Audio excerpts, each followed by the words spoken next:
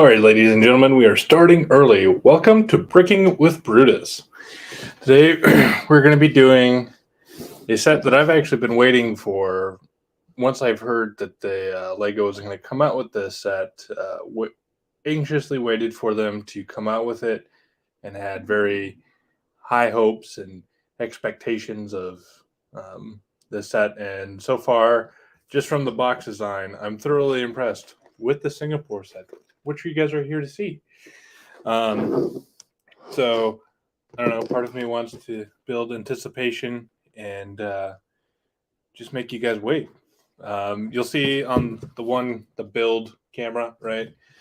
We got bricks because, I mean, is it going to be a Lego build if there isn't some kind of brick aspect of things going on back here? You know, if you look at the Brutus cam, it's just a picture of the set, which, so what?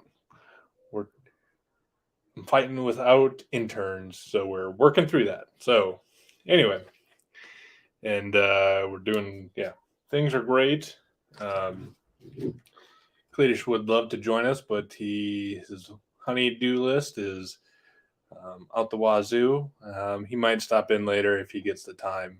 But anyway, so trying to decide, do I keep teasing it? Do I keep teasing it? Do I touch the box?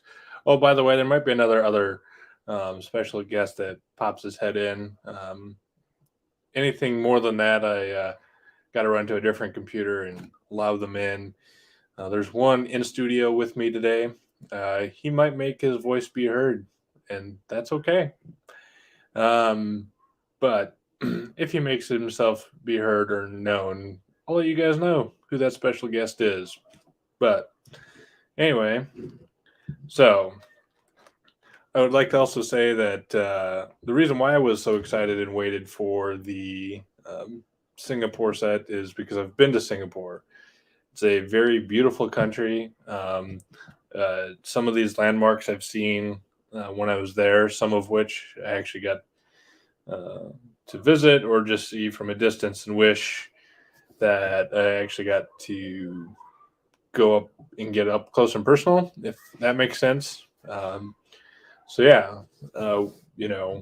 This is, like I said, this is there's a handful of sets, of that every Lego builder person who likes doing Lego remembers that, like, they knew the instant that one's going to roll out that they were going to be the first one in line. Well, I was not the first one in line. That's just because I had other things that needed to happen first. And so, but now I have it. It was regardless of shortly after it gets released, it's going to be in my hot little hands. So. And with that, I think we're going to start the build. This is also, Bricking with Brutus is a live series that we're looking to here at Alarm Red Media continue to roll out on a continual basis. I can tell you what one of the other. I'm just gonna keep hinting at and teasing at what one of the other sets are. It'll definitely change the camera angles, the things that are needing to be done, and it'll be a multiple live series required to build such thing. I'm gonna let your imaginations play away with that. And we'll just go from there. I mean, it is May 4th. It's just right around the corner. So, hint, hint, cough, cough, wink, wink. Who knows? We'll get there. So, all right, it's going to be loud. Can't do anything about it. That's just the glory of working with Lego. That's why we're here. Just the noise that, comes with building Lego. I also, at times, as during the build, especially given the nature of the architecture sets, they usually talk about the city. So I'll read it. I'll give you my interpretation of it. So that way, Lego doesn't get mad at us for copyright infringement for saying these things on a broadcast. So here we go. Punch in the box. Ooh, it's a tough one. Ooh. That's okay though.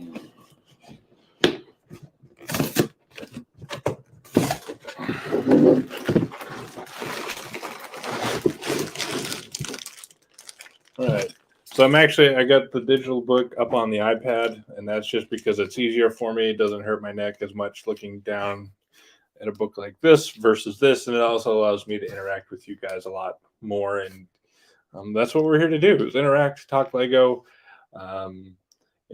We're hoping to do more builds. Hopefully, one day, we'll do like we did almost a year and a half ago now with Ron Ripley and Cletus and I, where we built the TIE fighters together. I think it'd be fun for us to do a joint build again here soon.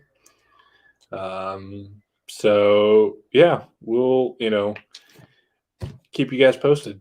Keep liking those subscribe buttons to make that happen. Because if you guys aren't watching it, we're not going to produce it. We're going to produce other things and whatnot. So I'm going to find bag one. And put all the other bags over here.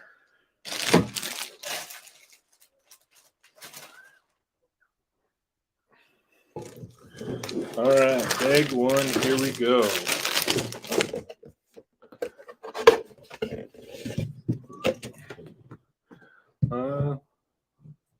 We'll see if that stays. Yeah, that's a good spot for that. All right, so in bag one, obviously in every bag, most bag ones, you're going to have your brick spreader. I have more than these that I wish there were actual, like, I could turn them in, like trade them in for forks, because it seems like I always lose my forks or socks. I mean, you only really ever need one brick spreader, because if you're buying a set, they usually come with one, which is great. I appreciate it. I just need to find a creative way to use more than one. Maybe I should start labeling them one brick spreader per bag. Who knows? I don't know. We're just rolling with it today. Very happy little things. If I will say this early on, if you like what you guys are seeing here, and I'll continue to say this, make sure you're checking out Brick Ross, the YouTube video. And so, yeah, we will go from there. Hang on, I'm seeing a comment. Let me figure out what's going on with that.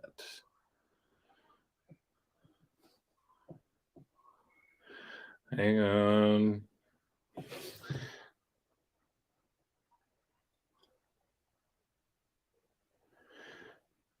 Sorry. The marketing people are telling me things aren't working, so I'm trying to understand what's going on.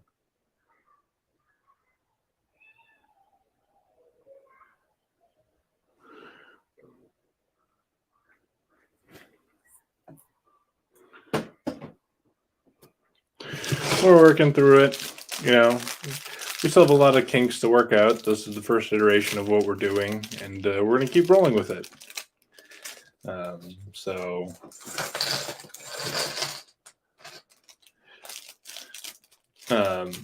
yes, but going back to what I was saying is, if you like this, go check out Bricking with Brick Ross, or Brick Ross, I believe is the YouTube video, on Alarm Red Media's YouTube page and Facebook page. Make sure you're checking that out. We're, if you guys want to, that's definitely a case of, you see more, if you like that and that makes you feel good and wholesome watching that video, we want to make more of that content. However, we can't do it without you guys subscribing and knowing and liking and commenting on that stuff, because we don't know otherwise.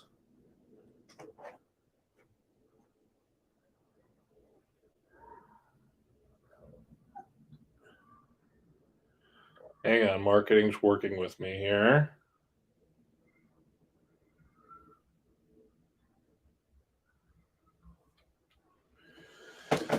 Working through the problems. All right. So for those of you, we'll do a quick geography lesson. If you see me looking over here, it's like the weather. Like when you watch weather, it's I got my other things going on here that I'm checking out to make sure I understand what's going on. And all systems are green and go. So Singapore is in the Indo-Pacific region. It's 60 nautical miles from the equator. So that's just rough numbers, not doing the math in my head, taking the time to convert.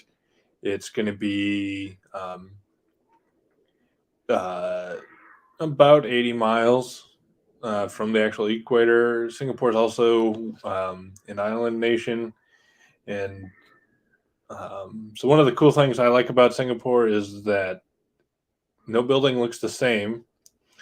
And it's just a very lush green island. It's a city, nation, island type situation, similar to how the Vatican is, and how it's a city, nation type situation, but Singapore's bigger than that. So, at least from my understanding, I could be totally wrong. But as you'll see, as we're building these things, there's just the architecture and things that are like, we're just seeing some of the highlights, some of the key things that automatically stick out against the skyline of Singapore, but you're not seeing all of it. I don't think Lego honestly could do it justice, which is fine, because I think everybody should go see Singapore. It's just it's a very unique and very pretty and very clean city. And there's not many places in the Pacific. Well, this doesn't sound bad, but Singapore, everyone's like, oh, I want to go to Japan. Cool. Sure. I'd like to go do that too. Australia, sure. Love to go do that one day. You offer me the opportunity in this moment to go to Singapore, all expenses paid. I'll be like, when do I got to have my bags packed? For those of you who know me, that usually means 30 minutes before I have to leave for the airport, which means that tells me which day we're leaving to go. So anyway, we'll keep on rolling, see who's going as I get to our first set of instructions for bag one. Obviously in the booklet, it talks about the designer. So as we start building some of these things, I'll talk about that and try and come back to some of these things, because there's, as we're building them, I'll talk about stories or things I've heard about it or seen. So let's see here. Yep. Showing us what's going to be initially built, what's bags 1 and 2 look like, 3 and 4 and 5. All right, let's get bricking, people. We're going to get bricking. I think that's going to be my catchphrase for these series. Let's get bricking. Especially if I got to stop and talk and, I'm more engaged here. So please understand, right? Try and be weird about it. That's what we do at Alarm Riding. We're a little weird, a little bit different. Oh, I think we have a special guest wanting to pop in. So just give me a minute as I go click some magic buttons, and give me 2 quick seconds to make this happen.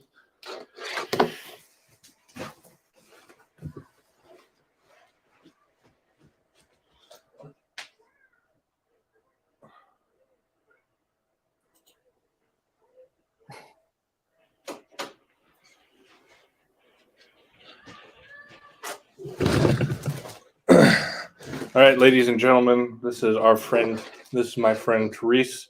She is our marketing person here at Alarm Red Media. I don't know if she can, if she'll talk or not. I hear you, I see you. And I can hear you and see you, so that's all that matters. And as Brutus was saying, I like to say I do all the boring stuff. I do the all the marketing. I just started last month, so hello to Yeah, everybody out there. so we decided to throw her feet into the fire and say, "Hey, we're going to build Lego live. What do we got to do?" So yeah, you guys are tons of fun. And speaking of Singapore, I think you and we went out together in Singapore, correct? Did we go out together in Singapore? No, that was we weren't we didn't know each other at that time. Okay. I'm thinking somebody else that has similar facial features to you. That sounds about right. Yeah, I look like a lot of people. That's you what I'm do. told. You do. You know, a lot of convicts. Mhm. Uh, I'm trying to keep it somewhat family friendly. And I was going to go a different route than way worse than that, but I'm not going to go there. Well, we're trying to keep it Facebook friendly, right? Yes, exactly that too. So, how is your fine Saturday, Miss Therese? I am what? No, sorry, puppy. I'm I'm doing great. I just finished prepping my, or I should say, our dinner because I'm cooking for the house tomorrow. We're doing a. I'm trying chicken teriyaki again. I've tried to do like the store bought teriyaki sauce, but it's kind of gross. So I actually made my own from scratch. We're gonna see how that works out. It smells great in here, by the way, with having to boil that sauce up.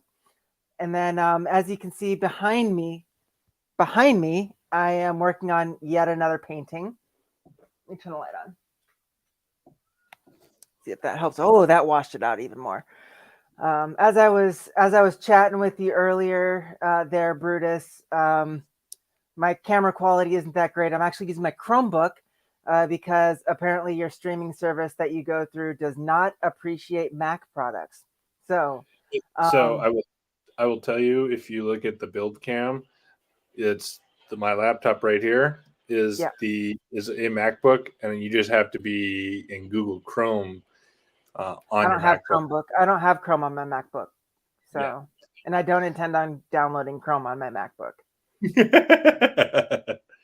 I mean, The the quality still looks good to me, but I'm also well looking. on my end, looking at my self cam, it doesn't look too great. But I got sunshine out behind me, which kind of washes out the cam a little bit. Of course, being marketing, I'm a little picky on camera quality and things like that. So audio Yeah, quality, I should be but just as picky,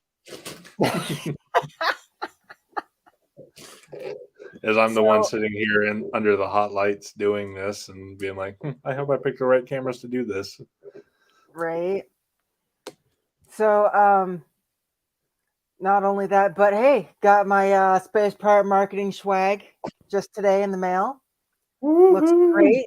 Anybody out there is interested in just I don't really do um, what's that called, merchandising, but if you want some cool swag with a space pirate skull, go for it. spacepiratmarketing.net/loot, and it'll take you to my bonfire to order some stuff. I've got a Pride line coming out, uh, getting ready for June, and a few other lines that are out as well. So come check it out. You gotta remind me. I gotta buy some of your shirts or buy at least a couple. I I've wore got I shirts, I've wore got hoodies, I've got tank tops. I wore this shirt there the other day at work, and someone's like, "Oh, I see you gotta go. You're wearing your pimp shirt," and I'm like, "Okay, what if I'm just supporting a friend's business?" So I definitely would like to need to buy one of yours, so that way I can say I'm supporting a friend's business. And it's freaking awesome. Like, That come on too. I now. mean, it is a pretty cool shirt. So, what was the other thing I was gonna say? Oh, Singapore. So, coming from the anime nerd here, Singapore is also referenced in Cowboy Bebop.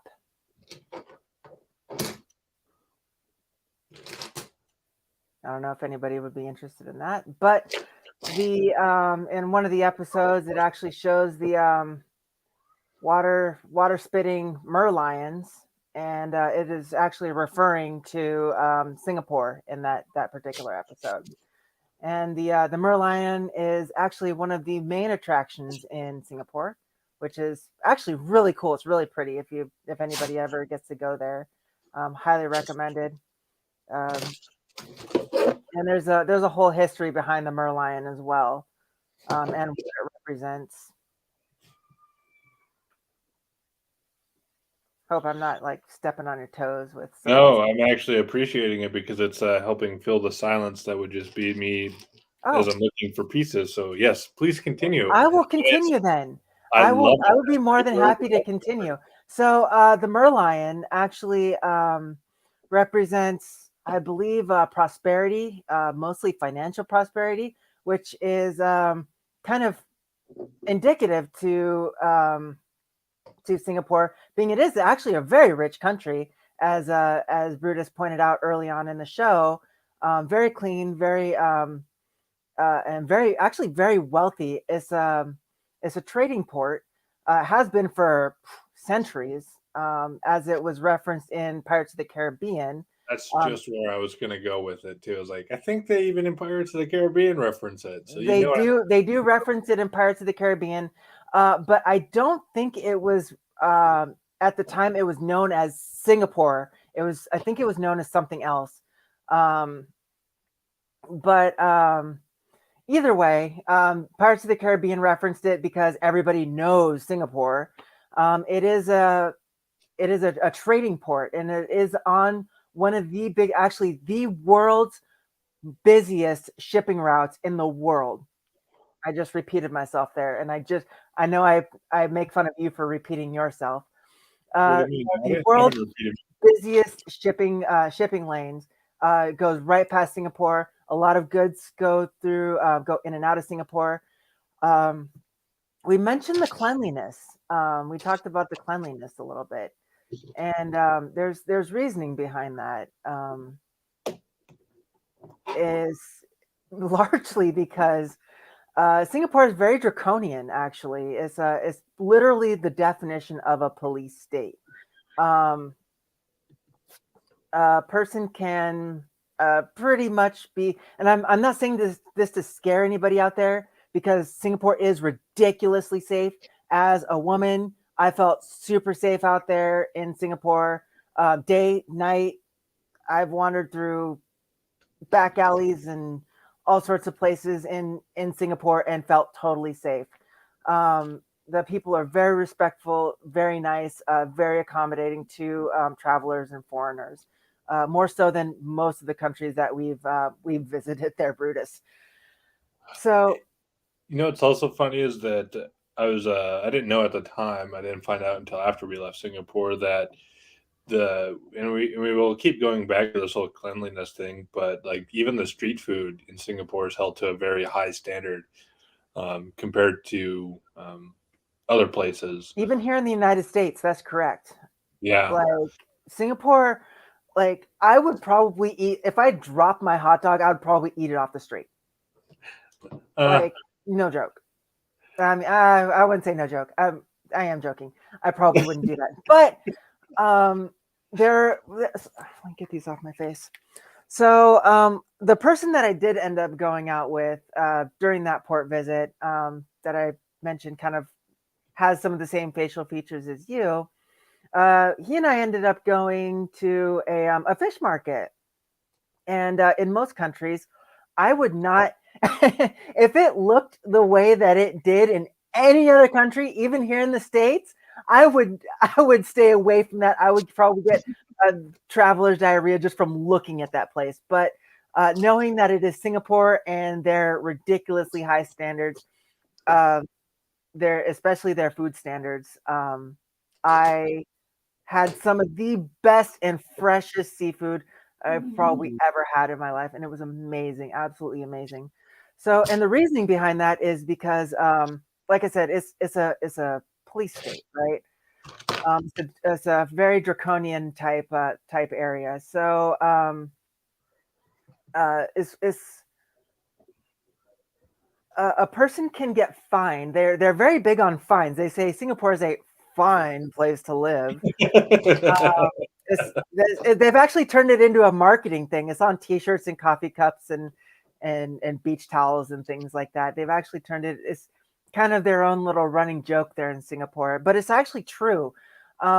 Anywhere from 500 Sing to up to like 5,000 Sing, you can get fined for just about anything. Spitting on the street, chewing gum on a public transportation. What's Isn't that? that how they started their clean? That's the story I heard. I don't know if you heard a different story, but supposedly the whole reason why Singapore is as clean as it was is that somebody stuck gum on the like metro line, and the doors wouldn't shut, and it was frustrating a lot of people because um, it was causing a lot of disruptions. And so once they figured it out, they like that's what helped transition to some of the clean rules that they have. So I think there's a lot more to that. There's a lot, like I said, there's a lot to Singapore, and I think the key point to Singapore's cleanliness is their diversity, right? Here in the United States, we call ourselves a melting pot. We're nowhere near what Singapore is. In most major cities, you have like little India or little Chinatown, whatever the case may be. In Singapore, everybody's living elbow to elbow, and it's kind of crazy, and they need those cleanliness standards to keep health conditions safe for people to live on such a tiny island in such close proximity. So I think that's the bigger issue behind Singapore's cleanliness standards. And not only that, but you spit out your gum, you stick it underneath a seat or whatever on the metro, and that's a biohazard. That's a health hazard to them. And being it's an island, anything that comes from the outside onto that island is going to linger and is going to be magnified because of the close proximity. Think of when we were on a ship, right? One person caught cold, we all caught cold. It's just like that on an island, right? So I think I can't remember the square mileage of Singapore, but it's not very big. So you've got a lot of people living in very close proximity, so they need those cleanliness standards. But the other thing is that Singapore still uses corporal punishment. I remember the video they made us The watch. videos, yes, the videos that they show us prior to pulling into port. So they do practice corporal punishment, which is in their country caning, and this isn't any like small little switch. It is a probably half-inch diameter cane that is flayed at the end that will literally, with one strike, just flay your skin open like a fish. Isn't it It is bamboo, made out of bamboo? it is bamboo. Yes, it is a bamboo stick. And the video that they showed us was just absolutely brutal. And most of the time, just seeing that video and knowing that they practice corporal punishment scares a lot of young sailors into making better decisions. I've only known they're fairly they give the Navy a little bit of leeway. What? I have a story for you once you're done. Oh, so oftentimes the Singapore government will give sailors a little bit of leeway because overall we are relatively good conduct in comparison to some merchants, some other foreign navies, Russians, that do get themselves into a little bit more trouble and are a little bit more rambunctious than U.S. sailors. So, but that said, I've known of one sailor that did end up getting caned. You actually know somebody who got caned? Yep, I do know somebody who got caned. That is a true statement. It was on my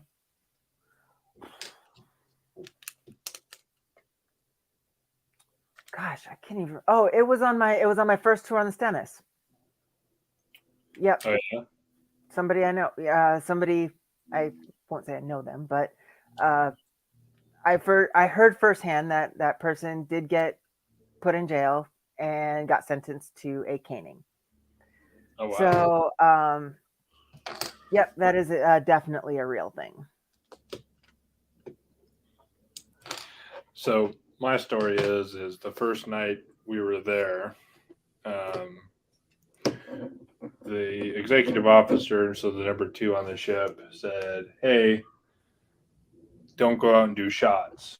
And so, okay, no one, because you will get in trouble. Just stay away from it. Don't drink it. He's trying to save us in the long run of heartache and misery, right?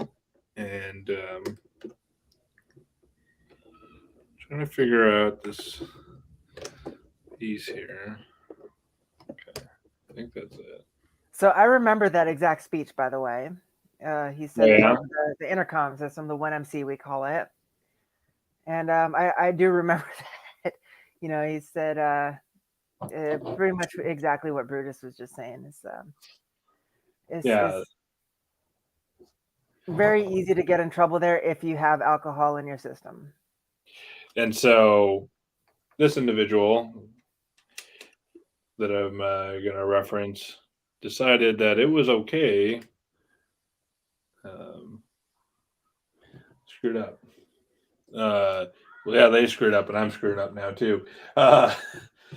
They ended up doing something like 27 shots, groping a foreign national, kind of thing, and so we got, as a division, got recalled to back. That was you. That's right. I thought that was V2. They got recalled too, because they had something. Oh my goodness! I didn't know V1 got recalled too. Yeah, it was miserable because, so they made us wait to do the little like, "Hey, everyone screwed up. We're punishing all of you" stuff until we had a full muster. It wasn't until 5 o'clock. Well, if later, yeah, it was. Some people were being buddy fuckers. Wasn't Singapore our first Liberty port on that deployment? No, it was our second. Where did we go before that? Busan. Oh, that's right. That's right. Okay. So, but here's the funny part, because V2 pretty much took the heat for it. And I should say in the public eye, because I don't think a whole lot of people knew that V1 got in trouble, because V2 got in trouble like literally right after you did. And then, of course, got recalled and all that. And they got the hammer thrown on them big time. Big time. Yeah, I remember. I want to say I remember them getting recalled, and I don't remember. I remember someone saying theirs was way worse for something that they did. So. So, speaking of, the safety of Singapore, the crazy part about it is it's really weird, because that entire time, you hardly see any cop cars, you hardly see any uniformed cops, because all the police officers there are plainclothes police officers. When we leave the ship, we go through kind of like a checkpoint. They pretty much just make sure that we're not trying to carry any weapons into their country or anything crazy like that. I think even like gum and stuff like that, they weren't even going to allow in. I mean, you go to the tram station right across the street, and to that 7-Eleven that was there, they sold gum. Oh. And not only that, but I was quitting tobacco at the time, so I had my gum on me, and they didn't stop me at all. I think I don't know that I think that was a weird ship rumor that they were taking gum away. I don't know. I don't know. I was just making an assumption at that point. And the fun thing, I gotta take my glass off because glare is killing me. So the crazy thing about Singapore is that there's a lot of rumor and speculation about it. It's kind of one of those places. It's kind of shrouded in lore and mysticism, and I think a little bit Pirates of the Caribbean kind of brought a little bit of that, and there's a few other stories from the days of sail of the French Indochina type area, and Singapore is at the center of all that, and so uh, when it comes to safety, I mentioned earlier on that, as a woman, I felt just absolutely fine walking around Singapore. Of course, being from the ship, we had to have Liberty Buddy, and I always was very careful, no matter where I go, who I choose to take with me as a Liberty Buddy. But um, you know, if I were to move to a foreign country, Singapore was actually on the short list. Oh yeah. It really was. It really was. Um, because of their safety record. And, whether what you think about the whole COVID situation, Singapore actually handled it like a freaking boss. They hardly had any infections. They were one of the, if I can remember right, they were one of the lower rate infection rate have densely populated countries in the world there. And that's because of their cleanliness standards and their health standards. So there's a lot to be said about Singapore and the way that they do things. But there's just so much to do. The zoo is actually absolutely amazing. It's a fantastic zoo. I can't remember. I think it was Singapore. They actually had a marsupial section where you can pet the kangaroos and the wallabies. Kangaroo Jack. Actual kangaroos. They're super freaking gorgeous. So, it was I think it was on my first tour on the Stennis. We always go to the zoo, and you come to the marsupial section and you go through like the double doors, and I didn't really think about it, and they just had like a single strand kind of safety chain type thing that corded off the walkway. And I'm just walking through, like looking at the kangaroos and the other marsupials. I think they had koalas in that same habitat there.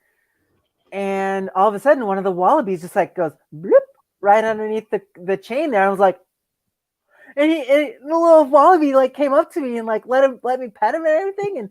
And I looked at the employee there because they were standing at the entrance. I was like, is this cool? They're like, yeah, it's a petting attraction. Like and I totally didn't even notice it at the entrance. You can get them like the little like candy turn bubblegum machine things. You can get them like put in a quarter and give them a little treat thing too. So that was super cool. I'm pretty sure that was Singapore. Massive zoo, just absolutely massive. What else is there to do in Singapore? So Singapore, as you may actually probably won't know because I'm just saying this for the first time, has literally my favorite place in the world. And mind you, I have been in the Navy for 19 years now. I have been around the world several times, 10 deployments. Singapore hosts my favorite place in the world, which is the Buddhist temple. I don't know if you had a chance to go to the Buddhist temple there in downtown Singapore, but I think I walked past one, maybe, or a Hindu. It's freaking massive. It's like 7 stories tall. It's massive. You would have known that you walked past it. Is that one? Is that the one that's by Chinatown? Yes. Yeah, I think I walked past it, not knowing I was walking past it. You missed out. You missed out on probably the most serene experience that you would ever have. So, like I said, it's 7 floors. The first floor is like you walk in and they have They're chanting. They have all their I forget the actual term of it, but they're statues, they're figurines, Buddhist figurines and everything. They're protective gods, if you will, all around. And it's called the Temple of 10,000 Buddhas, because there's 10,000 Buddhas in that temple. Weird. So Temple of 10,000 Buddhas, you walk in, and depending on what time you go, they'll have the monks like chanting and having their service and everything. And you're just walking around, and they have like some areas like corded off. I think there's one floor that you can't go on. It's not for tourism. It's like their holy area. Aside from that, they've got a whole freaking Buddhist museum, and it takes you through the entire history of Buddhism, and teaches you a little bit about the Buddha himself, and some key points in history of the religion. I'm actually not Buddhist, but my experiences from there actually makes me want to become Buddhist. So, like I said, they've got this museum, and they've got like artifacts. They actually have a mummified Buddha. I don't know if you know what that means, but I think there's only 7 of them in the world, if I can remember right. And these particular monks will actually self mummify. So as they are coming towards the end of their life, they will start basically starving themselves and start the self mummification process. Apparently, it takes a pretty long time, and by the time they're done, they have died and mummified themselves, which is just absolutely banana pants. And I think there's one of those there. Super cool. And then the best part, the absolute best part of that experience is the roof. And I will go to the temple and, of course, pay my respects. Even though, like I said, I'm not exactly Buddhist, but I still respect other religions. I respect all religions. I will pay my respects to the Buddha, and I will go to the roof, and I will spend my entire time there, because they have got a rooftop garden that is just the most serene place I have ever been. I don't know if it's the way the structure is built, the building is built, or how it works, but Brutus, you know that Singapore is a very busy city, and there's always constantly movement and commotion. But when you go up to that roof, you don't hear anything.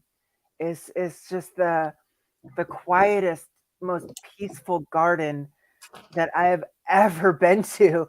And you have to remind yourself that it's in the middle of a city. And actually, just the last time we were there, there was actually construction going on. They were jackhammering right across the street, and you don't hear any of that. It's absolutely bananas. I don't know if it's the way that the building is built, or if they've got some protective bubble around it, but it's just the most serene and peaceful. And I go there after being on the ship for a period of time, and all the hustle and bustle, and your brain is just going absolutely crazy from, all the drama that happens on the boat. And, especially being an LPO, leading petty officer, just, you just get that moment of calm, those few moments. And, I just sit there and I look at all the mini Buddha statues. That's where the 10,000 Buddhas are. And sit next to the orchids and watch the garden tenders, the monks, tend to their garden, and it's just so peaceful. There's nothing like it in the rest of the world that I've ever experienced. And like I said, that's actually one of the things that puts it on the short list for me if I were to move out of country, out of the United States. but like I said, Singapore is such a unique place, and you know, like I said, United States, we call ourselves a melting pot, but we don't hold a candle to Singapore. Um, Singapore is literally the most diverse place on the face of the planet, proven by their demographics, proven by their national languages. I think they have like 20 something national languages. Um, so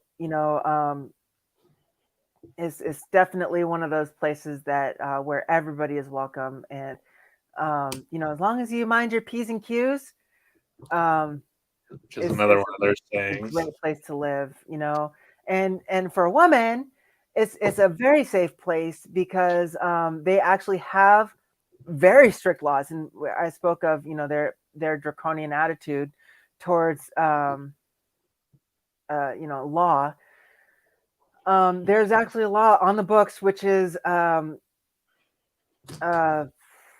don't quote me on this, but it's something to the effect of offending the dignity of a woman, and that's actually the one that a lot of the sailors get in trouble for when they visit Singapore, um, is insulting the dignity of a woman because well, sometimes the sailors get grabby, right?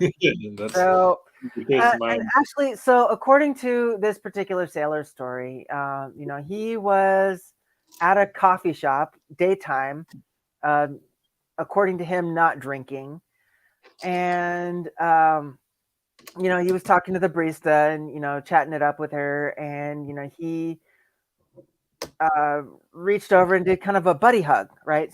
Just kind of the side buddy hug, right? Well, it wasn't even the person who he hugged that made the complaint. It was a third person who made the complaint against this sailor, and he got arrested there in Singapore and ended up having to stay behind there. I don't think he got. I think he got let go, but yeah. So it's something that they take very very seriously. Um, over there, and it's definitely one of the reasons why I would definitely feel safe there. Um, I think the only one of the few other countries that would be on my short list would be France. I felt very safe in France, and I felt this a very strange connection in France. I never thought I'd feel that for a European country, but it almost felt like I was at home when I was at France. It was very strange. I didn't feel lost or anything like that during my visit there. So, yeah, yeah, Singapore is an absolutely amazing city to visit, to tour. I would hope to live. Everybody that I ever met or interacted with who are Singaporean nationals were overall very happy people, and like I said, they're very industrious, very um, and very business minded people. So yeah, Singapore is awesome. Yeah, I think one of my favorite places that we went was their aquarium, which is one of the biggest ones in the world. Oh, the aquarium is amazing. Yes, Yeah, I yes. did I guess you could call it 4D, 3D, 4D. Yeah, 4D. Is it 4D when they spray things on you?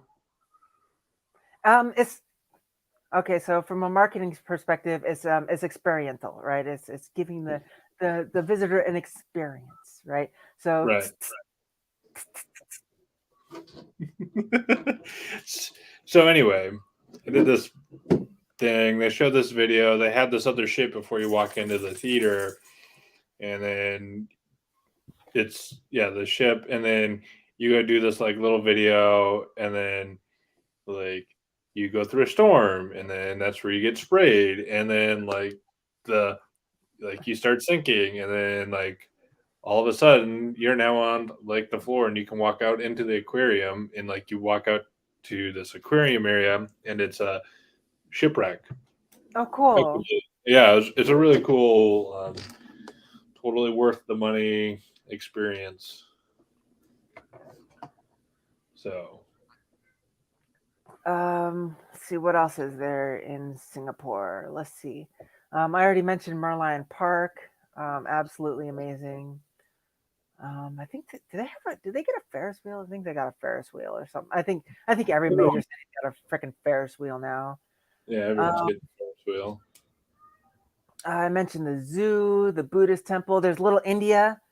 Absolutely amazing if you want some cheap silver and gold. And I'm talking like actual silver and gold on a very reduced price in comparison to here in the United States. The only other place that I believe is any cheaper than that is either Bahrain or Dubai. I always get those two mixed up. Because they have just gold everywhere. Everything is Persian. It's a Persian country. They just roll in their gold and they're like, gold. My gold from my oil field. That's a good way to describe it. Hey, hang tight just a second. I'm gonna go grab something. I forgot my cell phone stand out in the kitchen there. I'll be right back. I'm gonna mute myself here. Stop my cam.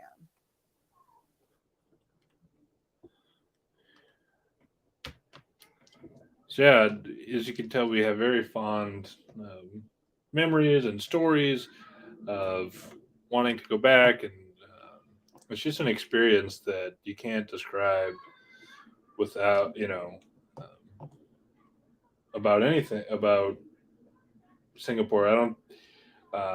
Everybody I've talked to has had a very positive experience, except for probably those individuals that did not so good things in Singapore. And so we definitely can tell our love and admiration for the country in an appropriate amount of way, just so we're clear. Like, it's not although Teresa's like, I'll go live there. I like the U.S. I just want to go visit a lot. Can I weekend there? Is that a thing? So, I mean, yeah, I've been considering what I'm gonna do after I retire. Unfortunately, moving out of country, I don't think is really in the cards. But it is something that I did consider. And France and Singapore were, like I said, on the very, very short list. There are a few others, but as far as places that I've visited in the Navy, if I had a top 5, and these aren't necessarily in order, it would take me a little bit more effort than just this on the spot list that I'm generating right now. France, Singapore, Australia, Hong Kong. Let's see, France, Australia, Singapore, Hong Kong. I got one more. I'm mad we didn't. Panama. Oh my God, Panama. I would totally go back to Panama. I'm mad we got our Hong Kong trip canceled. Oh man, so I missed out on Hong Kong. I did visit there. I had a blast. Unfortunately, I did not have as much fun as I could have because that was still back in my drinking days. And I pretty much drank that port away. And I did see a piece of the Great Wall of China. You do see a little bit of that. You can in Hong Kong? Yeah, that's cool. Yeah. And then come to find out, if I would have known at the time, there's some pretty good rock climbing there in Hong Kong as well. Like I said, didn't know that when I was there. What else is there? A lot of rich, like, and when you see like Dubai and Bahrain, you see like the Porsches and Lamborghinis just like cruising the streets like it's nothing. Like, that's Hong Kong too. Nice. So I keep seeing in my like Facebook feeds and Instagram feeds is the like Dubai's new dive place. Um, it's like a deep water dive, Dubai or something like that. It's called. Oh yeah, the deepest indoor dive pit thing. Yeah, Yeah. I can't for whatever reason I have issues with like the pressure in my nose going down and like ears and stuff. So it's still something I'd like to go swim in it just to say I did it. Like, can I Well, get they one of have those like bubble head scooters and like I can actually go down and see things? well, they also have, I believe, is still the biggest indoor ski resort as well. Look, I'm going to the desert to get away from the snow. But this is snow inside. It's still snow. But it's not as cold as Minnesota. It's still cold regardless. Talking about. It's climate control, homie. I know. Still no. I love the snow. I love the cold. So it's probably because of my cold heart. Hey, on this onboard sentence, they called me the ice queen for a reason. I've gotten so used to it being sleeping cold. If I like, it would not surprise me if one day I ended up like, as weird and morbid as this sounds to say, waking up in the morgue and freaking out the coroner.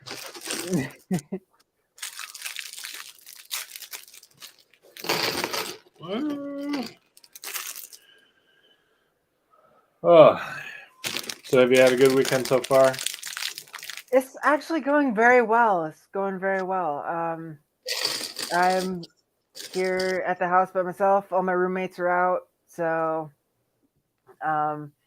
that's kind of why I'm checking in here with you. Dog's here sleeping on the couch. Like I said, kind of either been thinking about getting going on my painting or creating some more content for Alarm Red there, because I found out I finally got the email saying that if I don't re-up my Adobe account, is going to get shut down on the 5th here in a couple of days. So kind of trying to figure out what I can do, create some content, like preload some evergreen stuff to, kind of, I've shown you guys some of the stuff that I've made, just kind of things like that. So I've got some things to do. Still haven't taken the DOG out for a WALK yet. That still needs to be done. Mine, we went to puppy school this morning and he did not want to pay attention. Oh. So we, so I've not taken him for one of those either, but I know I probably should, which will probably happen after. Just a little one should happen after I get this built. So cool. But I think the next time I do this, I think you should be in studio with me. Make something happen. So, just some thoughts. I did pick up a futon today, so I can actually have like guests over. Ooh, look at you, baller! Yeah, I know, right? Trying to be all adulty and stuff.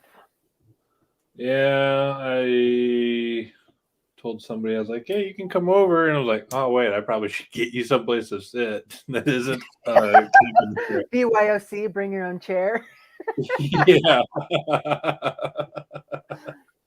So, and I initially was like, "Oh, I'll just do it for the dog," and then Papa Brutus was very like, "Save yourself the money. Don't buy it for the dog. Just go buy my dog bed." Well, the 2 dog beds he has chewed up, and taken the stuffing out, or starting to take the stuffing out of. So that's the current, like, okay, I see you do not want to Um, you don't like the stuffing for whatever reason. Why do you think dogs do that? Well, Stella did the same thing. She's actually been very anti dog bed. She did chew the stuffing out of one, and she just straight up ignored the other one. Like she would not go anywhere near it for some reason. I don't know what that poor dog bed did to her, but but um she's got two couches, and she has pretty much commandeered these entire couches, and they are pretty much hers. And when I did get it, when I got a new bed last year, when I did get it, of course you get the, I think, 120-day trial or whatever the case is, where you can return it. I made sure that she liked the bed and she could get up on it before I. Hi, puppy. Hi, puppy. Yep. Oh no, leave it. Yep, this is our surprise guest that decided to make his guest appearance. He must have heard us talking about him. Maverick the puppy, people. Maverick the puppy. Eat Say hi the to the people. Legos. Eat them. No, because Dad doesn't want to. Dad needs that money. Doesn't need the vet bill. Needs that money to be spent on other Legos. I was thinking, making you have to, dig through his poop to find the Lego pieces. That'd be funnier. But Oh well, at the current rate of things with him, it wouldn't take much to find him. So, oh. Maverick, good boy. So, yes, at the current rate of things with him, that would be easier to do. Still is not something I want to do, kind of thing. So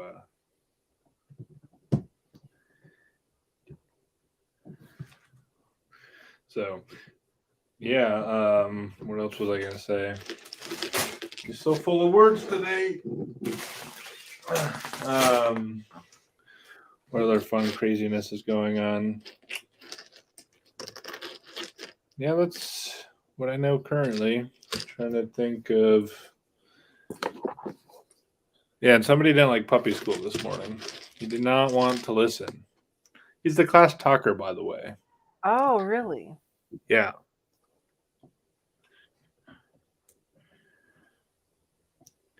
And he definitely makes his presence be heard. He was even the trainer was joking that she acknowledges that like the dogs just look at her like a pet dispenser because she'll throw them treats, and he's definitely figured out with her that if he sits well and stares at her, eventually he'll get a treat. And then today, when he waited longer than he felt he had to wait, he let her know that he was waiting for her. So, Oh my goodness. what are you chewing on? A Lego? No, that's probably. I told you. I'm hoping not because I haven't dropped. I've dropped the one, but then I picked it up right away. So off. Hi. You can make your debut. You want to say hi to the people?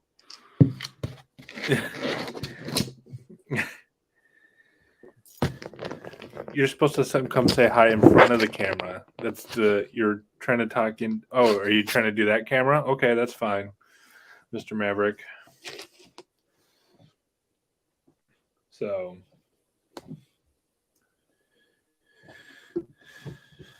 let's see here. What other cool things can we talk about? I was not this prepared for you to come in and I don't want to say steal the thunder, but share all the fun facts. And I'm like, now what? Well, now what, right? Right. Yeah. Actually, from a personal perspective, Singapore is the country that I visited the most throughout my career. That last time that we were there was actually my 8th visit to Singapore. Oh, wow. Or no, No, because we went after you left. So I actually went 9 times. I've been to Singapore 9 times, you know. Something's telling me he.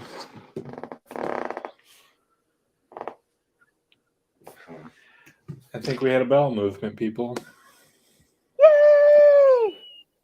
Yay! No, not yay. The man Yay!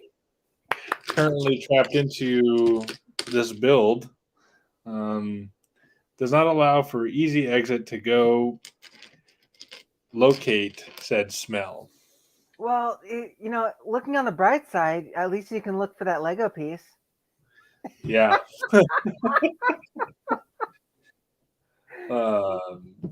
So yeah, yeah. You know what's funny is that I'm smelling this, and I don't like. I generally do not have a sense of smell, and so it's funny to me to now all of a sudden be able to smell dog shit. Like it's a total game now of I smelled that you pooed. Where is it? And how much? Right.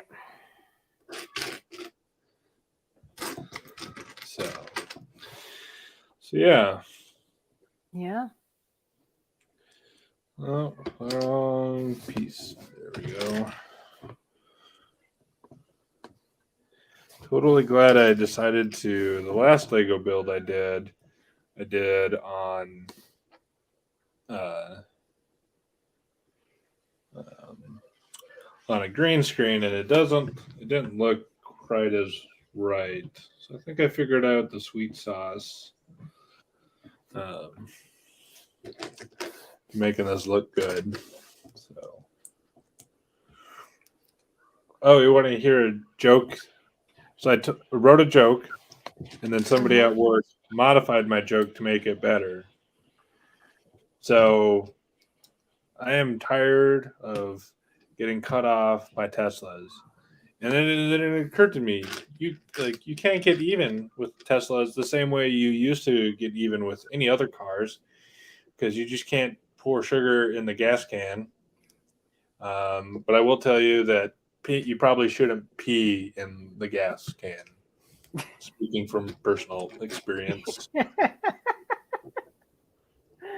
it tingles a little. So they were very strict as to saying you have to give me credit. I'm like, well, I will once I make millions off of that said joke. So yeah, let's see what other new jokes can I tell right now. None, because I'm still trying to be very wholesome about jokes I'm telling. Just so we're still a little more family friendly and don't have issues with Facebook. Yeah, Facebook has been fun, hasn't it? Yeah. Ooh, let's talk about, since your space pirate. Space pirate marketing. There you go. There you go. I know some words. What was the last space documentary you watched? What was the last space documentary I watched? Now I'm reaching for it. Let's see here. I watched a documentary about, well, it was one of those micro documentaries. So it's broken up into series. Because my son, he's super into astronomy and space and all that. We watched a micro documentary about, I believe it was Jupiter, and then Saturn, and then the Voyager, probes, and the Juno probe that was a part of the Jupiter documentary. I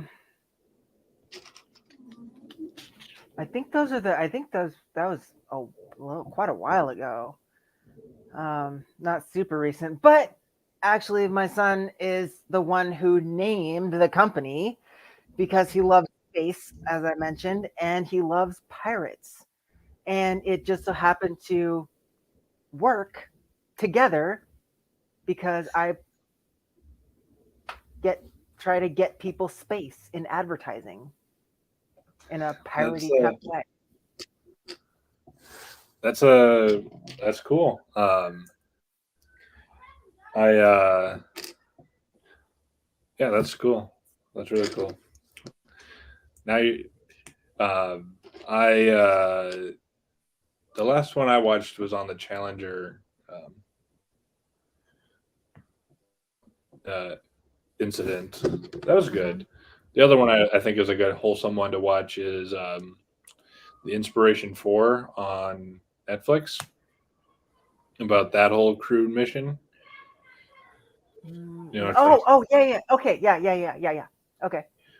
Where Jared Isaacman was the true first billionaire to go into space, not those other guys. Yahoos. Yeah, I would. We'll call them Yahoos. I don't want to say Yahoos because Richard Branson, I think, from what little I know about him, is a halfway decent guy. You know, he's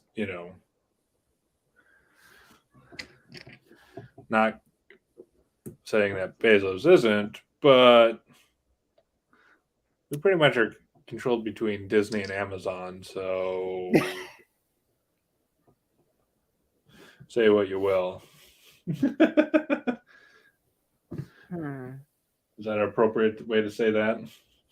There's something I was going to say about Disney, and I can't remember what it was. Star Wars related, as we hint at the next installments of I have been. You guys got me on a thing now. So I keep seeing the freaking advertisements for Disney come up on my friggin' Facebook feed because we're always talking about freaking Star Wars, right? And so the AT-AT is one of my favorite machines in the Star Wars universe. I don't know why, but it's always been. Before the whole merchandising of Star Wars through Lego even was anywhere close to happening. This is back in the 90s, mind you. I was trying to build AT-ATs out of the Legos that I had, using that whole like imagination thing. Not having instructions that tell me how to make these things and trying to figure out how to make them work. Then Lego has to come out and create these things with specialized pieces and instructions telling you how to do it. Yeah, bite me. It's absolutely just bite me, and that's me being Facebook friendly, by the way. Like I said, I keep seeing this advertisement for the AT-AT Lego set, and every time I click on it, and it's like, oh frick! I think that thing's like $400 frickin' bucks, man. Try doubling that number. I know, but it's massive. It's massive. Like I know it's gonna be freaking huge. But I cannot justify to myself, much less my spouse, spending $500 on a Lego set. That's why I'm still single. Anyway, that's buying that one. So yeah, if you want me to come in and be in studio and do your builds with you, I would be more than happy. But at any rate, so yeah, like some of the things that Lego's just come out with is just absolutely bananas, man. Like I can't even describe how far Lego has come and how they were, and from a marketing perspective, like how they've stayed relevant from their very humble beginnings all the way through like their massive merchandising campaigns. and it's just baffling how, it's just gone, one of those things that's just gone from generation to generation, and its value has remained the same, if not increased, from my parents' generation all the way through us, and now our kids. It's just, Lego is just one of those things that is timeless. Is timeless. I have a coworker, or well, she's an engineer that I work with, and she says that Lego over time holds its value far greater than gold, silver, and most typical retirement options. And I'm like, you really got to stop telling me these things, because now you're just justifying me buying more Lego, because I'm just gonna be like, that's my retirement. That's how I'm starting to So, look at it.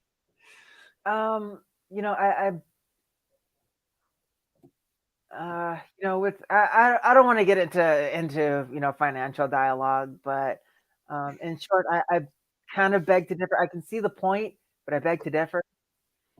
I think it's her justification for buying Legos, and it's good enough Yeah, for me. yeah, because I am a gold silver crypto bug.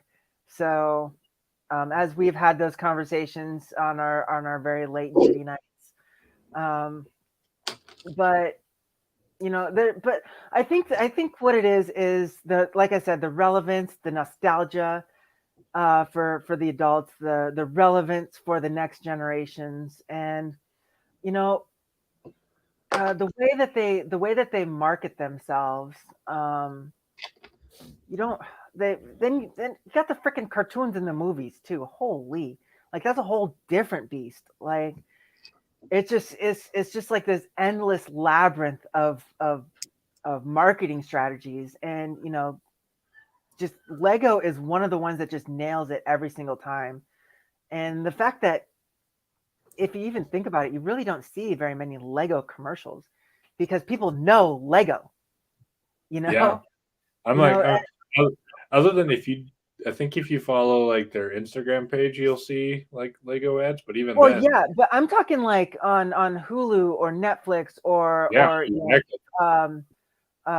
targeted marketing ad. Well, you probably see targeted marketing ads, but you know, Oh, I'm a victim of targeting marketing ads. well, that was a Freudian slip into something I was going to get into a little bit later next, but like I'm talking like broad spectrum campaigns, TV, non-targeted campaigns. You really don't see Lego in those anymore like you did in the 90s. I remember, shoot, when they came out with they had that whole freaking space line, and they had the pirate line that was like super new back then. The cannons actually like shot the little round Lego things. Like that was tops when we were kids. When I was a kid. I don't think you were even friggin' born yet. But No, oops, what? did I just age myself? Sorry. Yeah, it's okay. Um, Not the first so one. and I look at, from a marketing perspective. I look at these companies like Lego and Disney, and you know uh, kind of to a point Amazon, because I'm looking at what I'm going to be doing after I get out. Here next year after I retire, and I'm looking at doing a corporate fellowship. I don't know who's going to be interested in hiring a marketer at that point in time, but a lot of these major corporations, they hire marketing majors as well as military, like like we're going out of freaking style, well, because we are. So, um, I'm looking at these strategies, from a marketing perspective, and just seeing how they've developed and changed and stayed relevant, and how they're able to, create these, 500, $1,000 freaking marketing, or I'm sorry, Lego sets, and people are buying them like they're going off the shelves like hotcakes.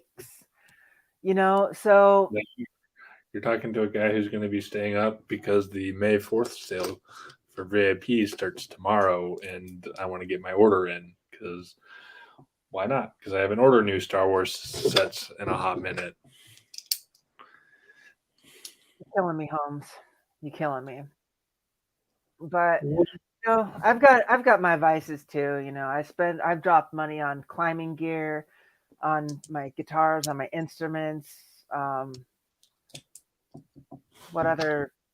All my backpacking and camping gear. So everybody's got their thing at some point. Mm-hmm.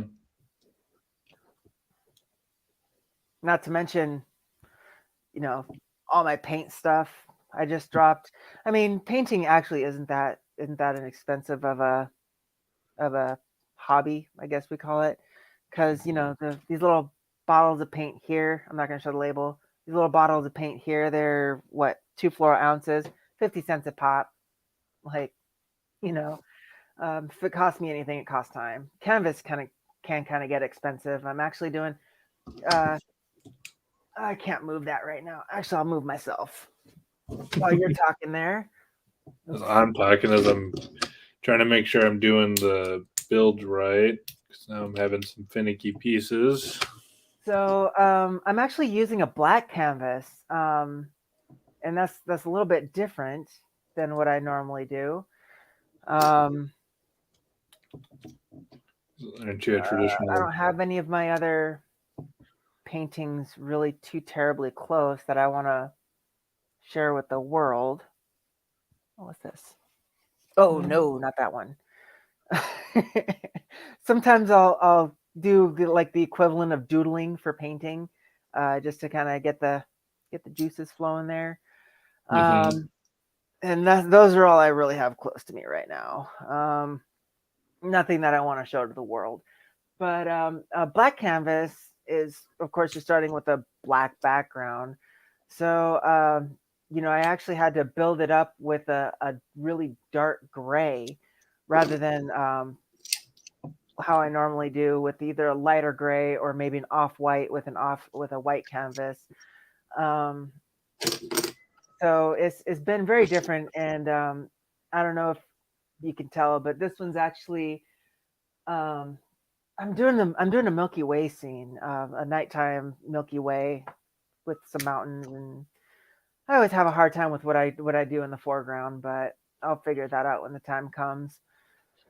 But I like using like different types of paint. I use glitter paints, I use neon paints, glow in the dark paints, to kind of add some effect, add a little bit more depth to my product.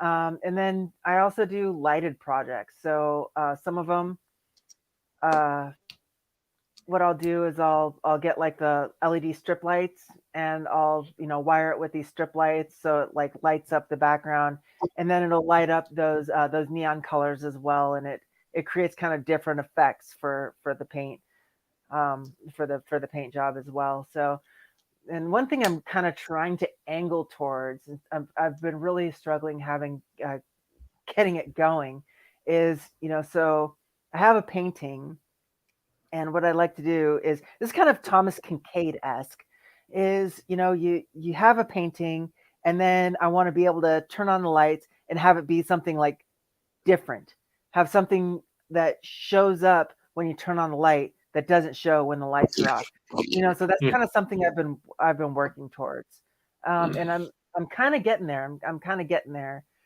but it's just a lot of work and That's definitely more figuring it out. talent than I Well, have. like I said, it's one of those things that is. It was actually my pandemic project. I started with the pandemic during COVID. Um, I've always had an artistic flair.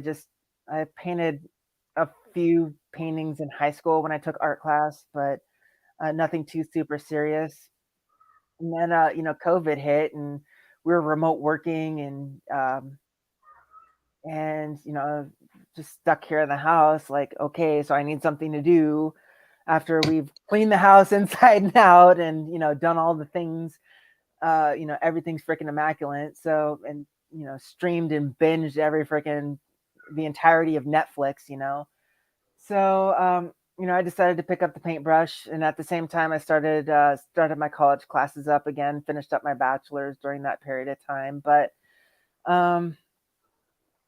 yeah, I actually started with a project for my son, and I'll throw it up in our chat if you're interested. And it's actually it's kind of hard to describe. Like I said, he loves space, and that's actually the period of time where I got him into space.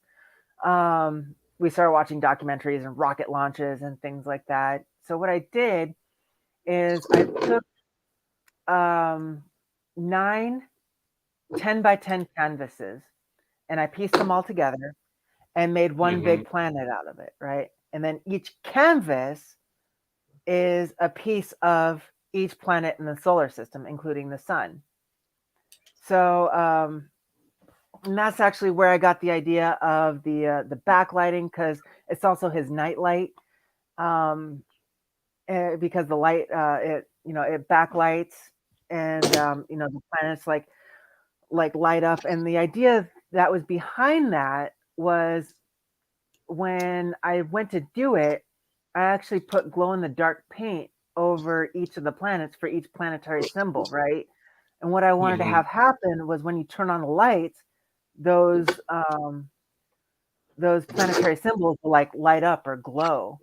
That didn't quite work out the way I thought it would, but it was kind of the jumping off point, if you will, of my recent painting career. Haven't exactly sold anything yet, but I've done it for like presents and things like that for folks who I actually like or care about. Have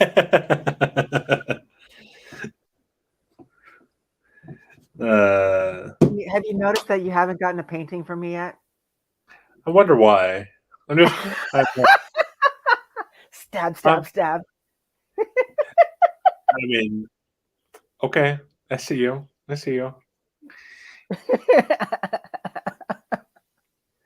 Just, I see you.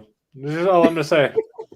I don't have a current thought. I'm very engulfed in the Lego. As that is my like you kind of with the whole pandemic aspect of things. Like, Lego became mine because going to the range became far more expensive, and when the ammo shortages and stuff like that, Lego was the next easiest option to go find things and go do things. Lego was cheaper, right? Not. That was a tongue-in-cheek comment there, Brutus. I know. I have to entertain the crowd. I mean you're doing it, but so we're doing the whole back and forth thing, and I think we're still the only ones here. I'm only seeing +1 on the live feed there. Yeah. So I think you and I are the only ones here right now. It's fine. Other people at a later date and time can watch this video. That's good. So yeah.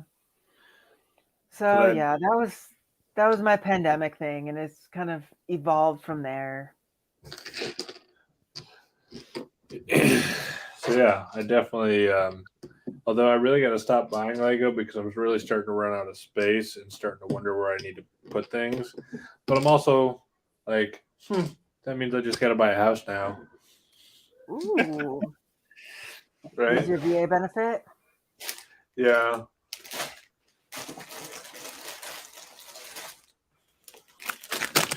So I think that's going to be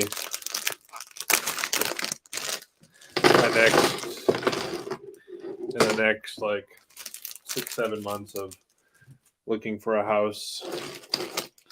So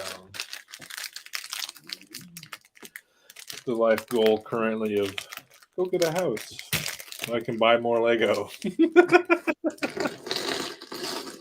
Not a place to live, it's just a place to hold your Lego, right? Really? I mean, I love the puppy, but I would like to be able to display more Legos in an appropriate manner and things like that. But he likes to smell things and is very curious. Not saying it's a bad thing, but I don't want to have to go fishing for Legos in his poop. I mean, I wouldn't mind seeing you do it, but that's Yeah, just because you wouldn't have to smell it. You're not the one smelling it. precisely. I'm here for you there, Brutus.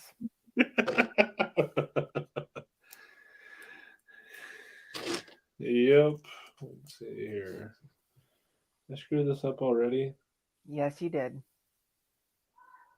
No. Oh, I'm good. I sometimes get in these like, all right, good moving grooves with. After building them, you kind of like have a general idea of how things are going to go together, and then Mm-hmm. they throw you a little curveball, and you're like, okay. So yeah, I'm just plugging along here. We're on bag number. What was that? 3? Yeah, you haven't been introducing your bags, dude. I know. I've been distracted with you talking, but yes, we're on You're bag welcome. 3. You're welcome. I appreciate it. I'm glad I'm not alone. I mean, the puppy's here, but I'm glad I'm not alone. Well, I'm here for you until I'm not. Is that a death comment?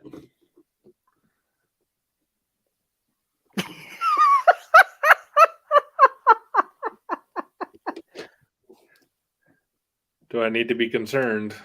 Are we making life choices? I'm not about to keel haul you. I may not have made you a painting yet, but I still kind of like you. Kind of tolerate me. I just kind of tolerate you. You know, I don't pay you. I just allow you to live. That's what my mom says. She says, I kind of like you. I'll tolerate you. She's probably actually going to get mad if she sees this, mad at that comment.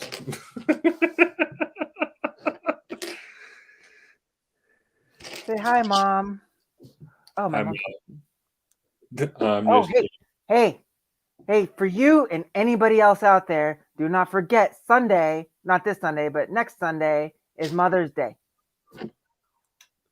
Oh, so I should be doing my shopping on Saturday, a week from today. I mean, you should be doing your shopping sooner than that, but you know, if you want to do some, but your mom is in Minnesota, right? Yeah. So just make sure you call or something. I'll maybe Anybody out there, call your mama. Call your mama. I'll maybe call her. Your mama. Oh, I can see. Maybe call her. I'm hoping, as much as I've said her name now, that she'll pop on, and then you'll hear my phone go bzz, bzz, right, saying stop talking about me. What? She does not like it when she's the butt of the joke or the punchline. Would you rather be the face of the joke? I am the face of the joke.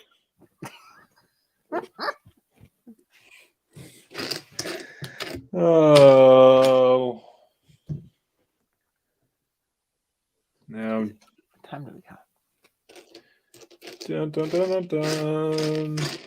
Oh, wait, that music's copyrighted. Can't do that.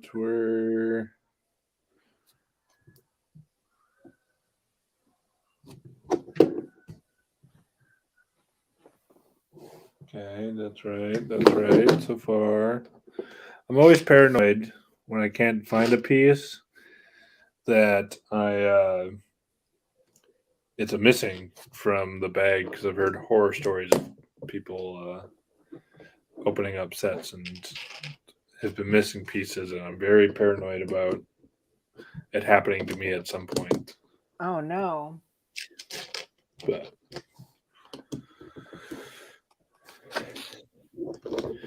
But is what it is at this point. Is what it is.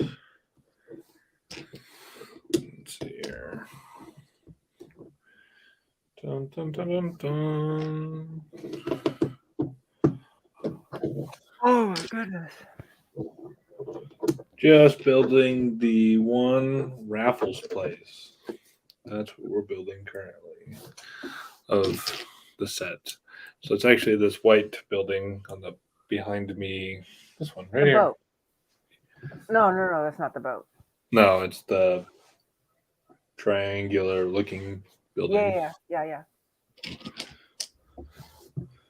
So okay.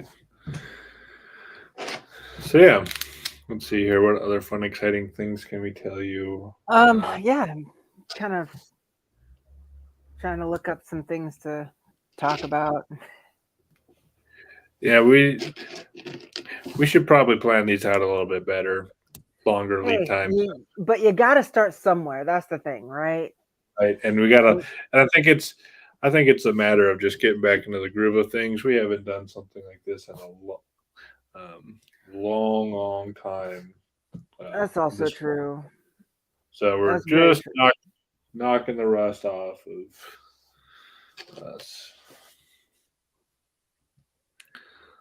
I don't understand. So hey, here's something to talk about. So you and I, we were talking about the possibility of doing a podcast together. Mm-hmm. Are you wanting to make that a thing?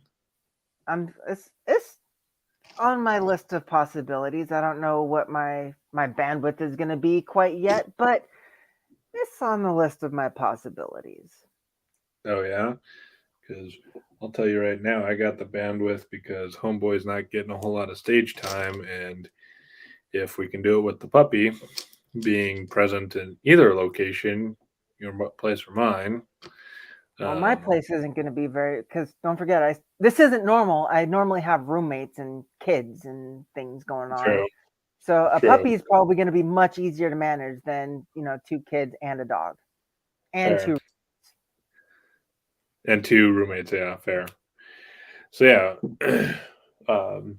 yeah, since Homeboy right here is not getting a whole lot of stage time, or hasn't gotten any stage time in a long time, and I'm hoping to jinx myself by saying this in a positive way, but since I haven't gotten a whole lot of stage time, I'd like to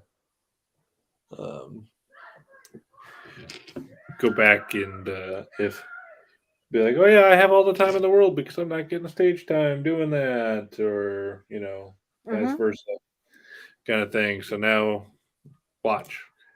Come Monday morning, I'll have emails saying, "Hey, you want to be on stage?"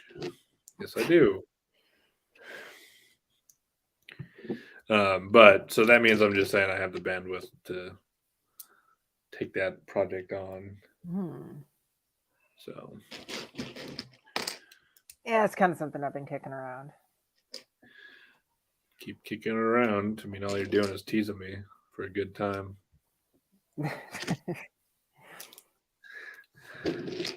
Such a tease, Therese. That's what I'm here for. Are you going to tease the viewers of anything? So I was thinking of names. Names. For said podcast. Yeah. The Coalition of Really, Really Useful People Together. Corrupt, for short. Supporting humor through acceptable, destructive yearning. Or shady. Information for melancholy miscreants or rants for acceptable laughter. Immoral. I love it. Because I think, there's I'm always going to bounce back to say something llama related, which I think that might be a fun story to tell here, or if you want to save that for the future podcast, we can do that. Well, we're already here. What do you got? Tell the llama story. Oh, fuck. All right. And finally, the last one I had was Misfits and Miscreants, which was our kind of towards the end our tag name for Delta section there in security. It'd be kind of fitting. That'd be a little bit of a nod or a throwback to that. All right. So, backstory. Brutus and I, we were, of course, as we've mentioned, we're in the Navy together. We served together. How we actually met, we were in security department together. So when a ship goes into a yard period or a shipyard or an overhaul period, divisions like air department don't always have a lot to do, and they will send personnel to other areas to still be useful and effective and in doing something and staying productive. I was an engineer. Normally in that kind of an environment, I am pretty busy, but my circumstance was a little bit different. I was a career counselor, and I didn't have a whole lot of connection with engineering department. They sent me to security, and that's how I ended up in security myself. So Brutus and I, we were in security department together. That's where we met. That's where we really, really hit it off. I was a field training officer. He was my assistant field training officer. And then, of course, I was watch commander and chief of the guard as well. So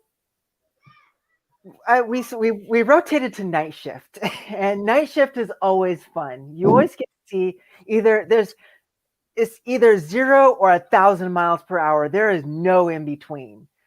So either you're busy all night and just weird stuff is happening. You see all the weird stuff at night. Drunken sailors coming back, custody turnovers with the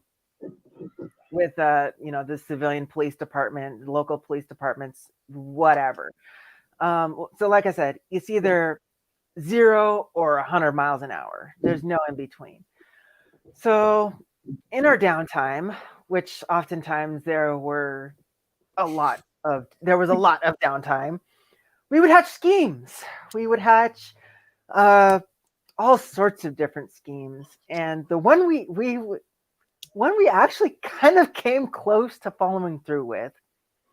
So there was a little bit of a rift between, we'll just say, the office, the security office, and the watch sections. So what was happening in the watch sections was not being supported by the office. And there's this constant disconnect, right? Like the office never knew what was going on in the watch sections, and there was they would want something to get done, and we're like, we can't even do that. We don't even have the capability to do that, and so on and so forth. And I don't want to get too far into the rabbit hole with that, but we'll just say there was a little bit of personality rift that went along with that. We'll just say that, right? So there were some good people in the office. There were some very good people in the office, but we really wanted to kind of play a little practical joke and bring it home to those few people that we didn't quite get along with down there in the office.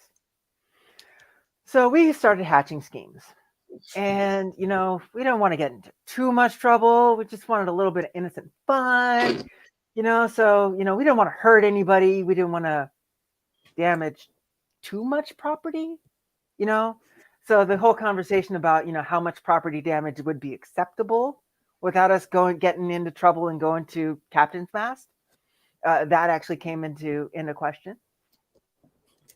So as time went along, we started talking about llamas. To this point, I can't even remember how we got on the topic of llamas. So we got on the topic because I have a great aunt that lives out here that posted on Facebook that said you could get a llama for $100. Right. And you got $50 because I'll throw $50 into this rabbit hole. That's right. We were going to buy the llama. We were going to name it Tina. So I said, what are we going to do with said llama? And Jackson's like, well, have to keep it at your house. I'm not keeping a llama at my house. I mean, I own a house. Well, I mean, technically the bank owns my house, but my spouse is not going to be happy if I bought a freaking llama home. She was not happy with me even bringing a turtle home because we already have a petting zoo. So, you know, and of course at the time Jackson or Brutus lived. You lived in the barracks at the time, right? Yeah. Yeah, you lived in the barracks, so you're not going to keep a llama. So here we are.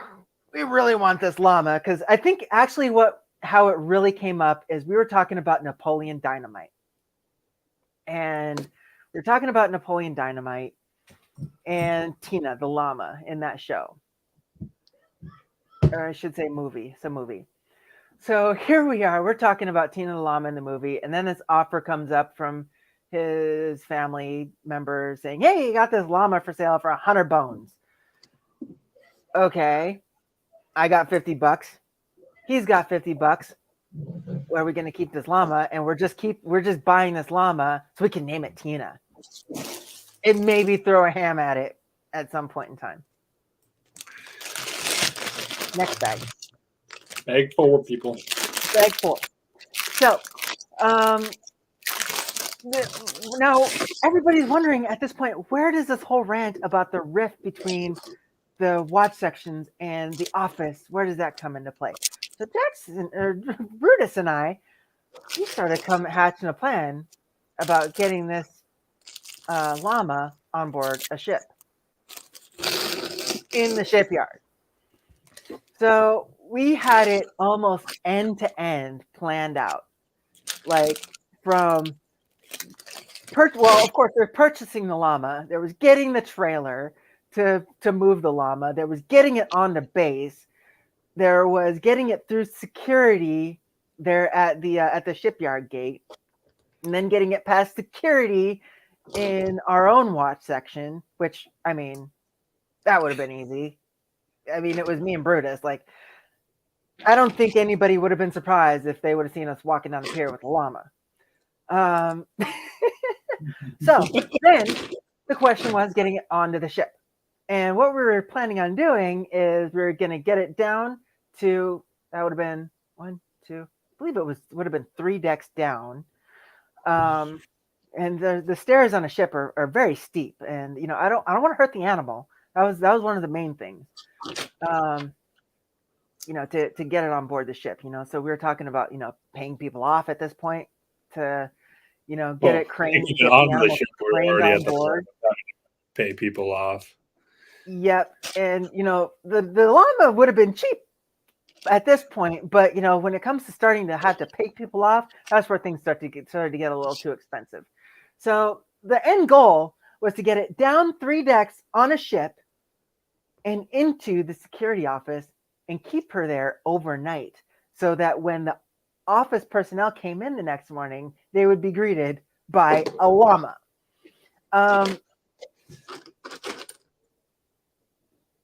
That was quite the plan that we had hatched there. Yeah. At any rate, so, you know, we went round and round about this llama, and it just kind of became a running joke at that point in time. Hi, puppy. Are you making an appearance again? Is it dinner time? Yeah. Oh, shoot. What time is it? We'll eat here soon, buddy. Oh, that's why she's all... Yeah, mine just jumped up off the couch, and I think she's going to whine at her bowl. Oh, every time he walks by, I just get a whiff of it, and I'm like, maybe it's time for a bath. That could be it too. Whew. So the end of that story was, unfortunately, we did not purchase the llama, nor did we get it on board the ship. And, you know, had we done that, we would have probably gotten in a lot of trouble because there actually is, come to find out, a UCMJ article against bringing live animals on board a ship.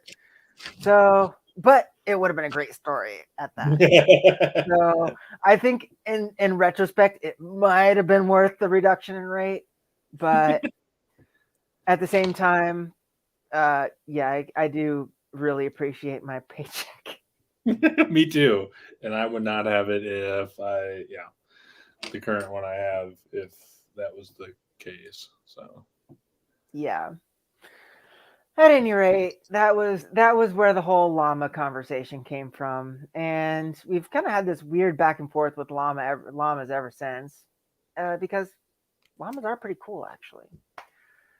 Llamas are really cool animals. I like most animals. I'm kind of an animal person in general. you are an animal, Therese. Wow.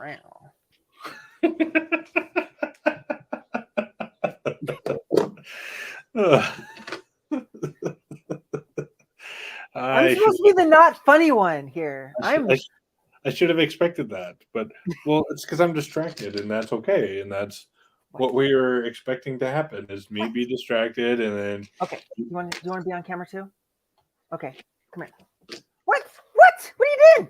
I'm not. What are you doing? Come here. Come here. Come on, over here. Good girl. Good girl. Look. Look. Look. Look. Look. Look. Look. Look. Look. Look. Look. Stella. No. No. Not my. Not there. Here. Look. Right here. No. Over. Up. Up. Up. Let me see your face. There you go. Good girl. That's a good puppy. That's a good puppy. All right. That's enough of you. Get out of here. You're a nerd. What? Did you go potty outside? Oh, look at that! My dog knows how to tell me she needs to go potty outside. Mine's a Oh! puppy. Mine's a puppy. That's all I'm gonna say. What? I'll be right back. All right. He's still a puppy, people. He's still learning. You didn't learn immediately within 4 months of being born how to wipe yourself, go potty in an appropriate location. He's still learning.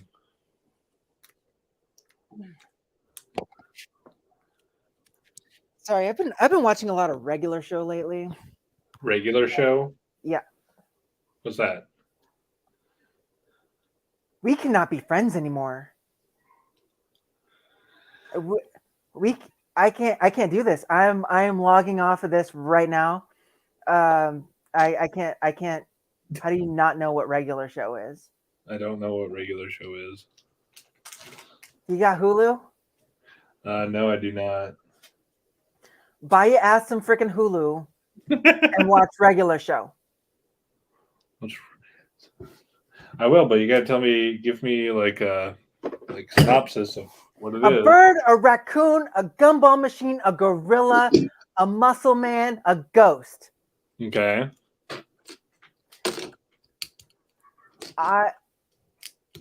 They all work in a park. Okay. That's all I'm going to tell you. Hey, we're not chewing on things. Fair enough. Fair enough.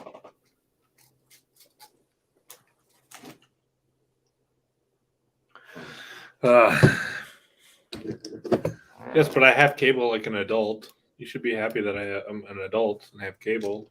Cable is useless, dude. Why is cable useless? No, we're not. Oh, thank you. Are you trying to say hi? You want to talk to the people some more? No, you're camera shy?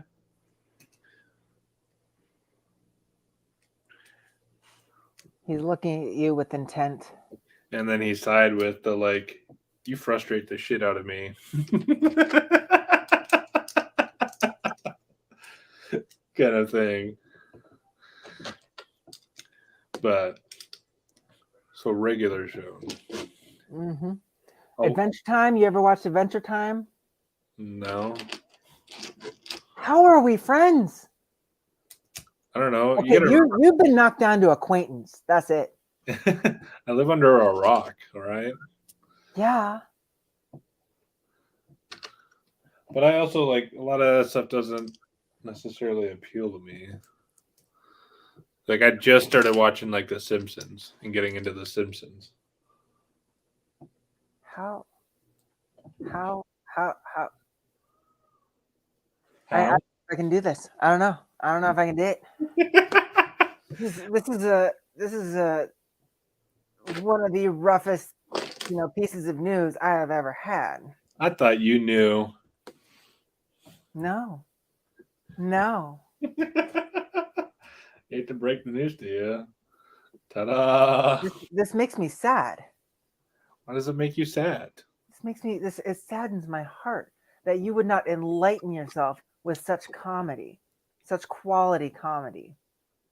Well, all 8 seasons of regular show and seasons 1 through I think about 4-ish of Adventure Time, frickin' tops. oh yeah. Yeah. Not to mention Futurama. Go down that rabbit hole. Like I said, I just recently got into watching The Simpsons. Casually. You are not building any favors over here. You got some homework to do. I already had homework from puppy class today, which I thought the whole point of puppy class was for the puppy to learn and not me to learn. No, because you got to train the trainer.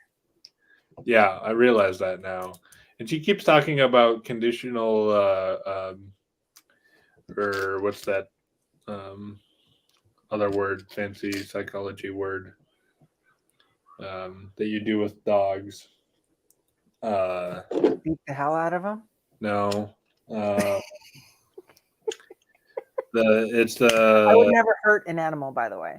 The type of training, it's the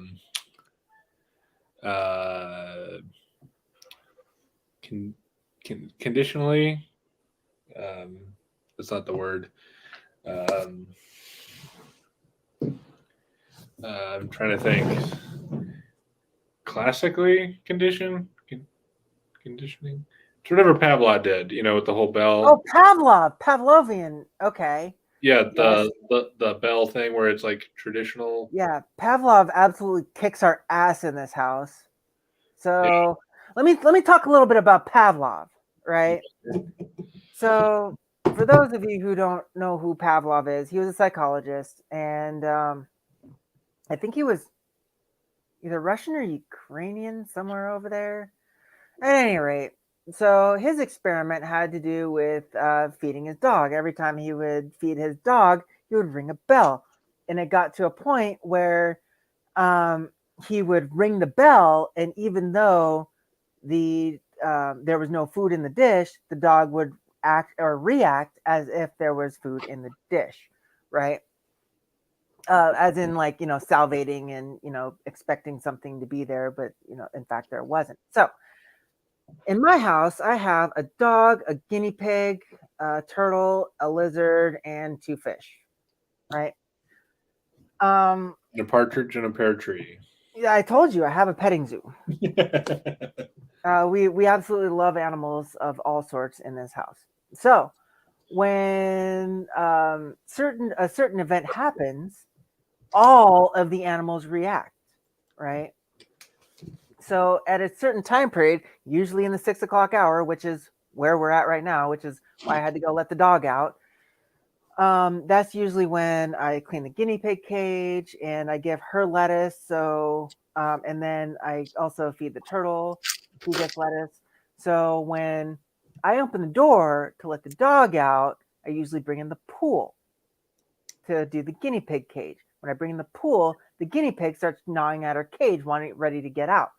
When the turtle hears the guinea pig cage, he starts clunking his shell up against his container because he's ready to eat. And the lizard's just a lizard.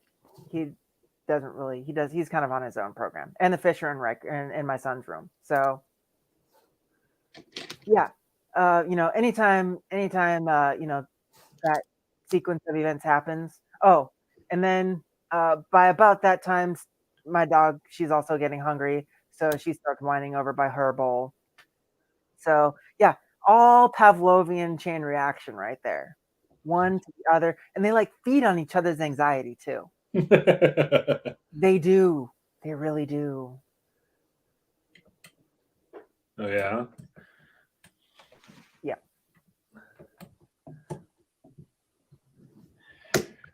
Now I'm starting to build the hey, we're coming close to the microphone, and that's loud in people's ears, buddy. Hey, so I did something. Oh, let's see what I did wrong. Off.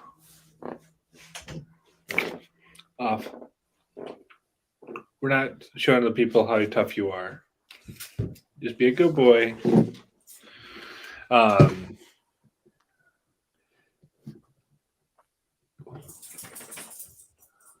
This is what. Now I have a brain fart. What were we talking about? Pavlov.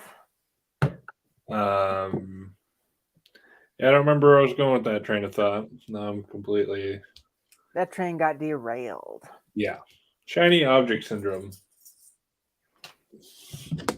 And for this shiny object was the puppy this time.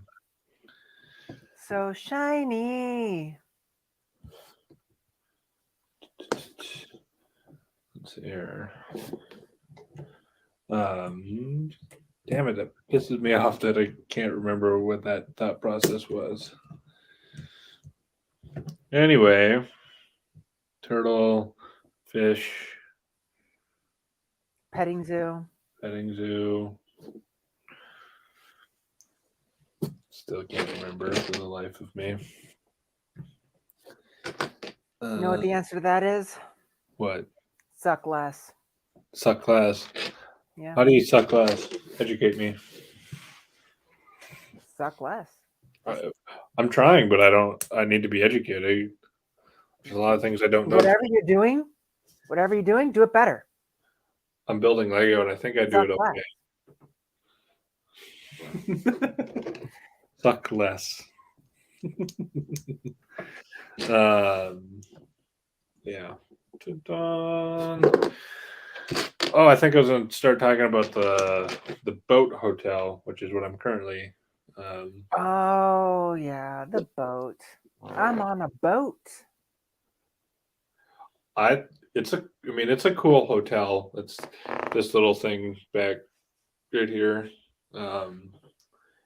Fairly iconic in the Singaporean skyline. Yeah, I would have loved to. I didn't get to make it down that way. Would love to go back there and go stay in there because I'd like to go on the pool because the pool, it's like a one of those infinity pools where it looks like you're going over the edge and it's on the roof of the hotel. So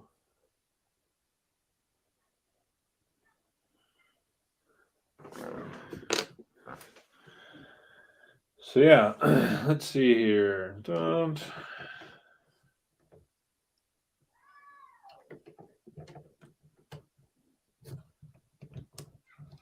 Building that, building this, bricking.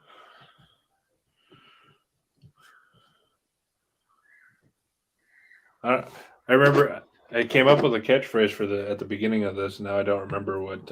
Let's get bricking, people. Let's keep bricking. Is it important to have a catchphrase? Is that a good marketing tool to have? Oftentimes, yeah.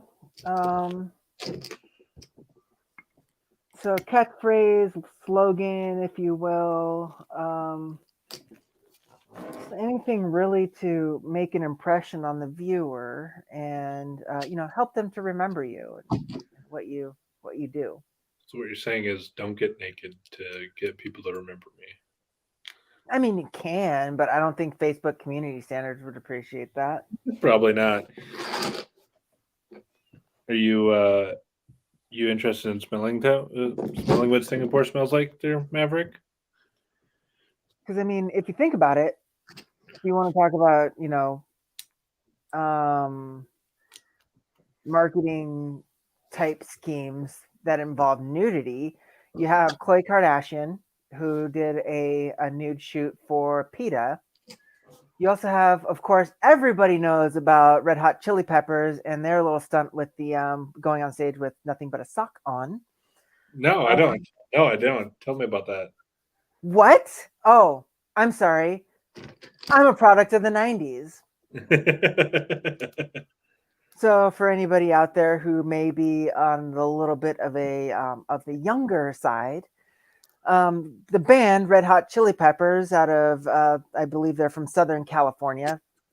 I learned about them in my history of rock class. In their humble beginnings, I believe it was Lollapalooza.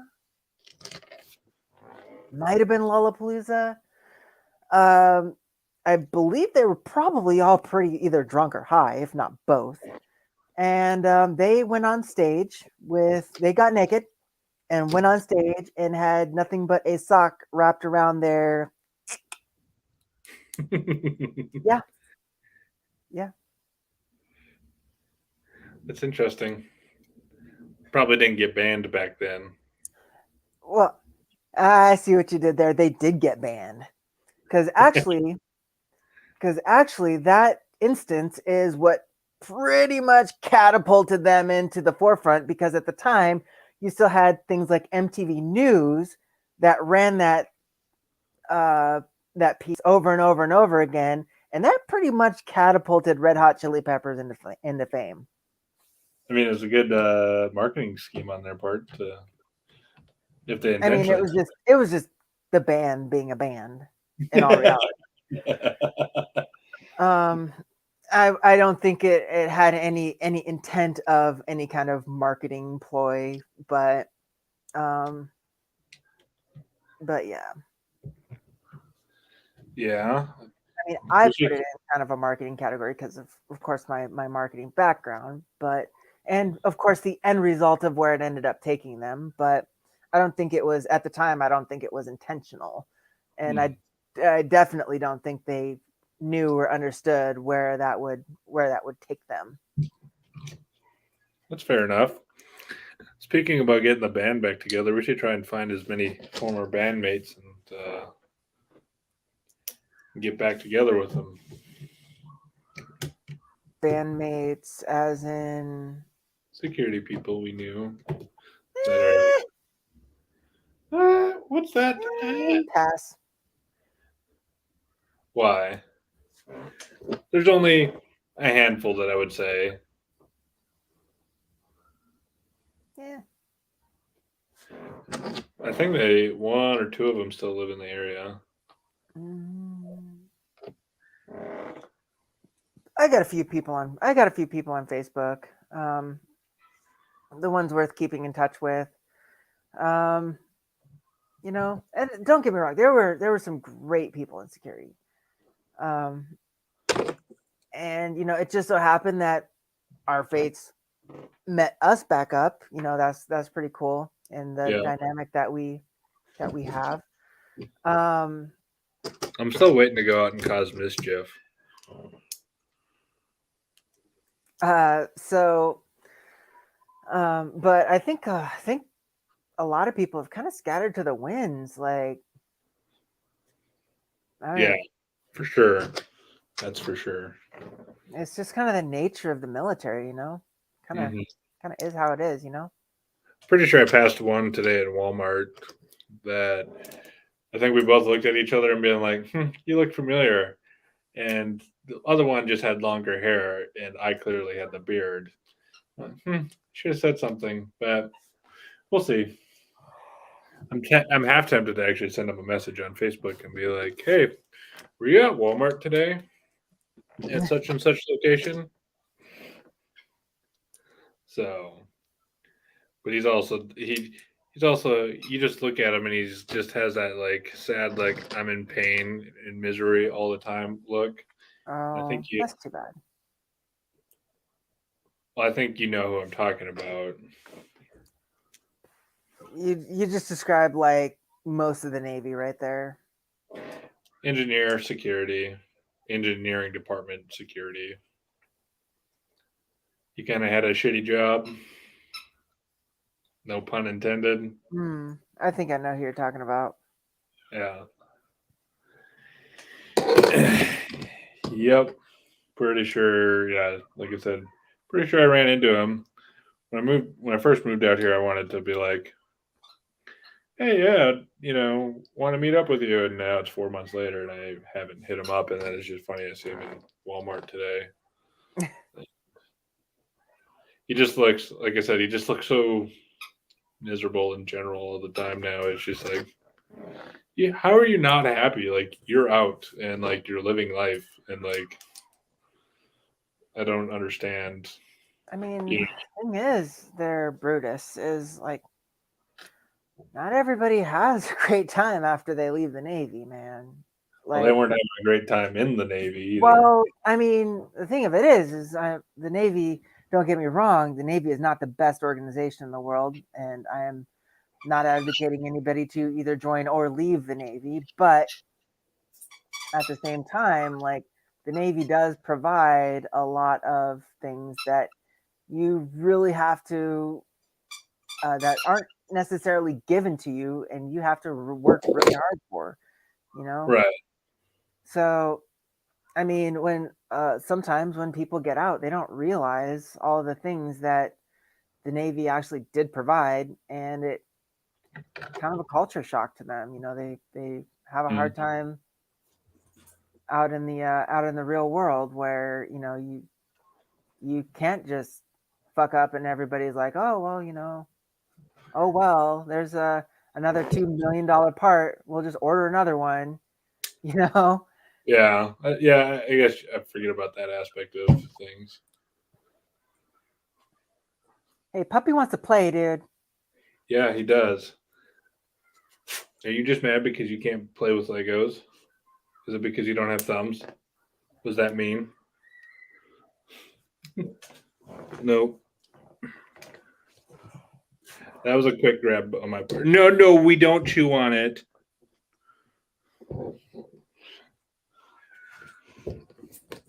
So, yeah, that's true. I forget about that, but they were also eager to get out. So, Well, I mean, most people. I mean, I'm eager to get out. Don't get me wrong. but you're also at the tail end of life, I'm at the tail end of life. and in the Navy. In the Navy, You're giving me an end date now. Okay, Grim Reaper. You're the Grim one. Reaper Brutus. You're the one talking about having an end date. I'm gonna wither and die. I'm sorry, I got slightly distracted as I'm picking up the last bag and a whiff of shit at the same time. I'm sorry. All right, it's kind of confusing my brain. Well, don't freaking blame me, and give me a freaking end of life sentence because you're having a tough time over there. I'm only having a tough time because I normally can't smell, and this is a putrid smell coming. That a candle. Well, now whose fault is that? Nature's. No. Don't blame the puppy. Blame the owner. Fair enough. I mean, I stopped and let my dog out. Yeah. Well, you aren't the. Hate to say you aren't the main show. No, I'm the sideshow. You said it, not me. Kind of. You said it outright. I implied it. Oh my goodness. After this, I get to build a futon. That's what I'm building next. Are you gonna build it out of Legos? No. I mean, because I'm pretty sure you'd have enough Legos to build a futon. It wouldn't be very comfortable, though. So?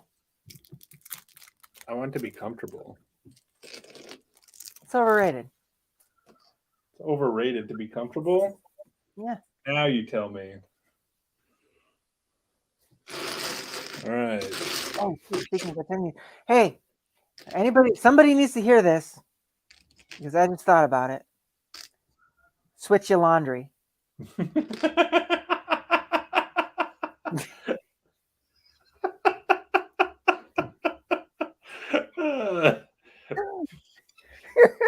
do you not know right now I'm that person that needs to hear that? You're welcome. But I can't do anything about it.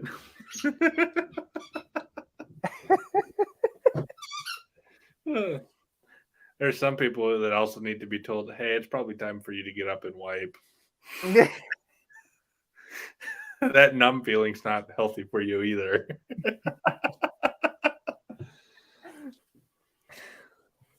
Oh, my stars.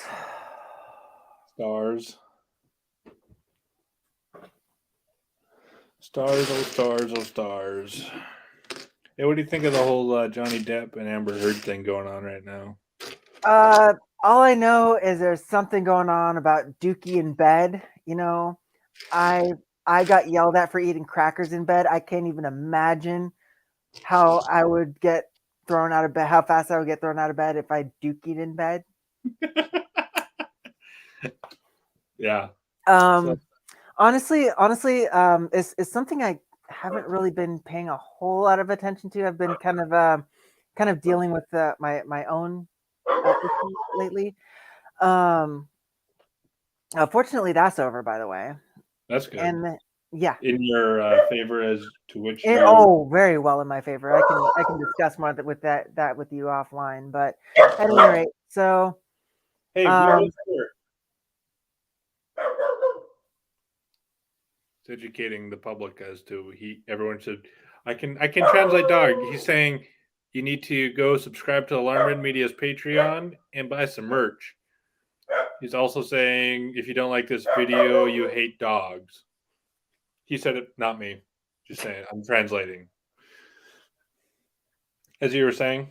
So actually, what? I'm sorry. I'm actually going to an article right now because I just reposted it. It's actually a really strange case that just recently happened. Oh, there it is. Side note, as you're looking that up, have you watched the John Wayne Gacy tapes on Netflix? No. I'm just gonna say it's not the way it was. It was good. Don't get me wrong. It was good. It's not the way I thought they were gonna go with it. I still have lots of questions. Lots of questions. All right. So, meanwhile, in Alabama, this is this is going to be a great place to start when we're starting off in Alabama or Florida. Roll Tide. All right. So for Lauderdale County, Florida, or Alabama. I don't know. Oh, I think Fort Lauderdale, Florida, but it's Lauderdale County, Alabama. Officials in northern Alabama are searching for a corrections officer and a man charged with capital murder that the officer was transporting to court. They both went missing on Friday, the authorities said. Okay, so there's the lead in. So what had happened was basically this corrections officer went to transport this this inmate who is convicted of capital murder, as we stated earlier. And the weird part is they're both last name is White. But they're not related at all, according to this article. They have not been seen since about 9:30 a.m. Central Daylight Time on Friday. The TV show or the news reported. So basically, they're questioning whether the corrections officer went willingly or if she was coerced by the inmate by threats or other means. So the weird part is when it comes to custody transfers and inmate transfers and things like that. There's always a docket. There's always a manifest of some sort. Detailing exactly where this person is going, what time they arrived, what time they departed, so on and so forth. There is none of that. None of it. Right? So, and this particular corrections officer has been in the field for 25 years. So she's seen some stuff, right? Mm-hmm.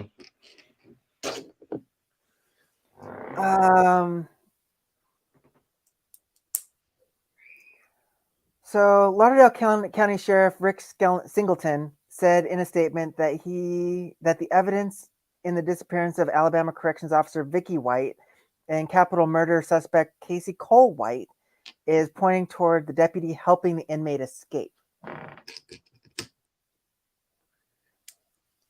Yeah. Like I said, the question is, did she do it willingly or was she coerced?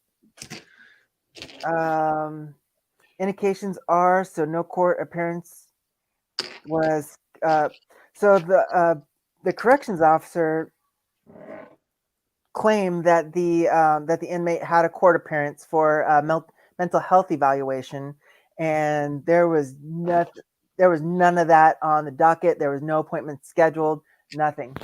And then so normally in any kind of a custody transfer, especially with a flight risk, high risk person like that, there usually there's more than one officer involved in the transfer. It was, in this case, it was just the one person.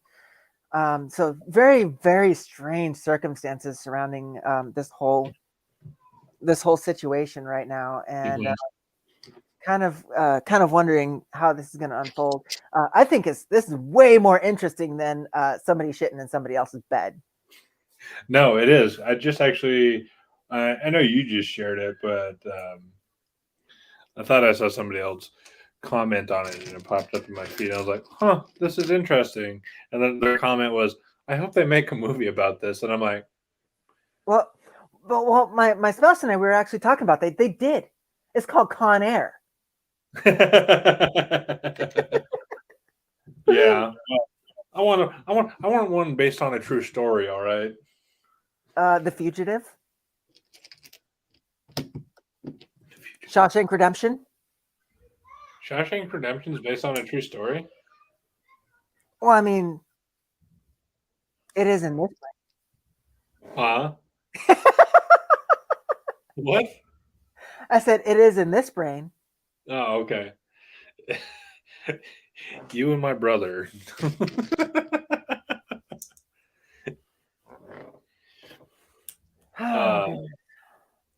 Yeah, I'm interesting. I'm very interested to see how that plays out, just because it's like, yeah, I don't know. It's gonna be interesting. We'll say that much.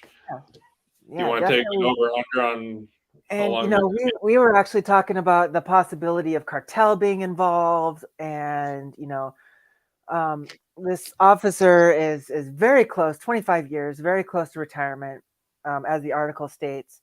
And was she coerced? Was she threatened in some way, shape, or form, or family threatened, or was there some kind of offer made that she couldn't refuse?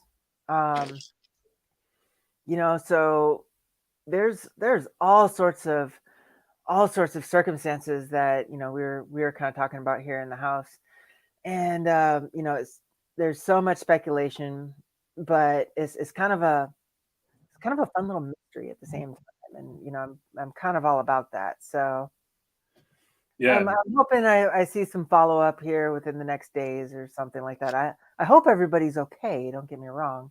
yeah. But I want to see what the outcome, what's going on with all that. So How long, if it's a case of they're on the run, right? She did help them. How long do you think it is before they're caught? Well, and that's why I kind of brought into the discussion cartel involvement, or some kind of gang related involvement, because they know how to relatively keep things hidden for the most part. It's They kind what? of what they do. Say that part again. Is they kind of keep things. They know how to keep things relatively hidden. It's kind of what they do. Right. So, that's what would lead me to believe that there would be some kind of organized crime. I'll just say organized crime. It could be cartel, it could be mafia, it could be just street gangs in general.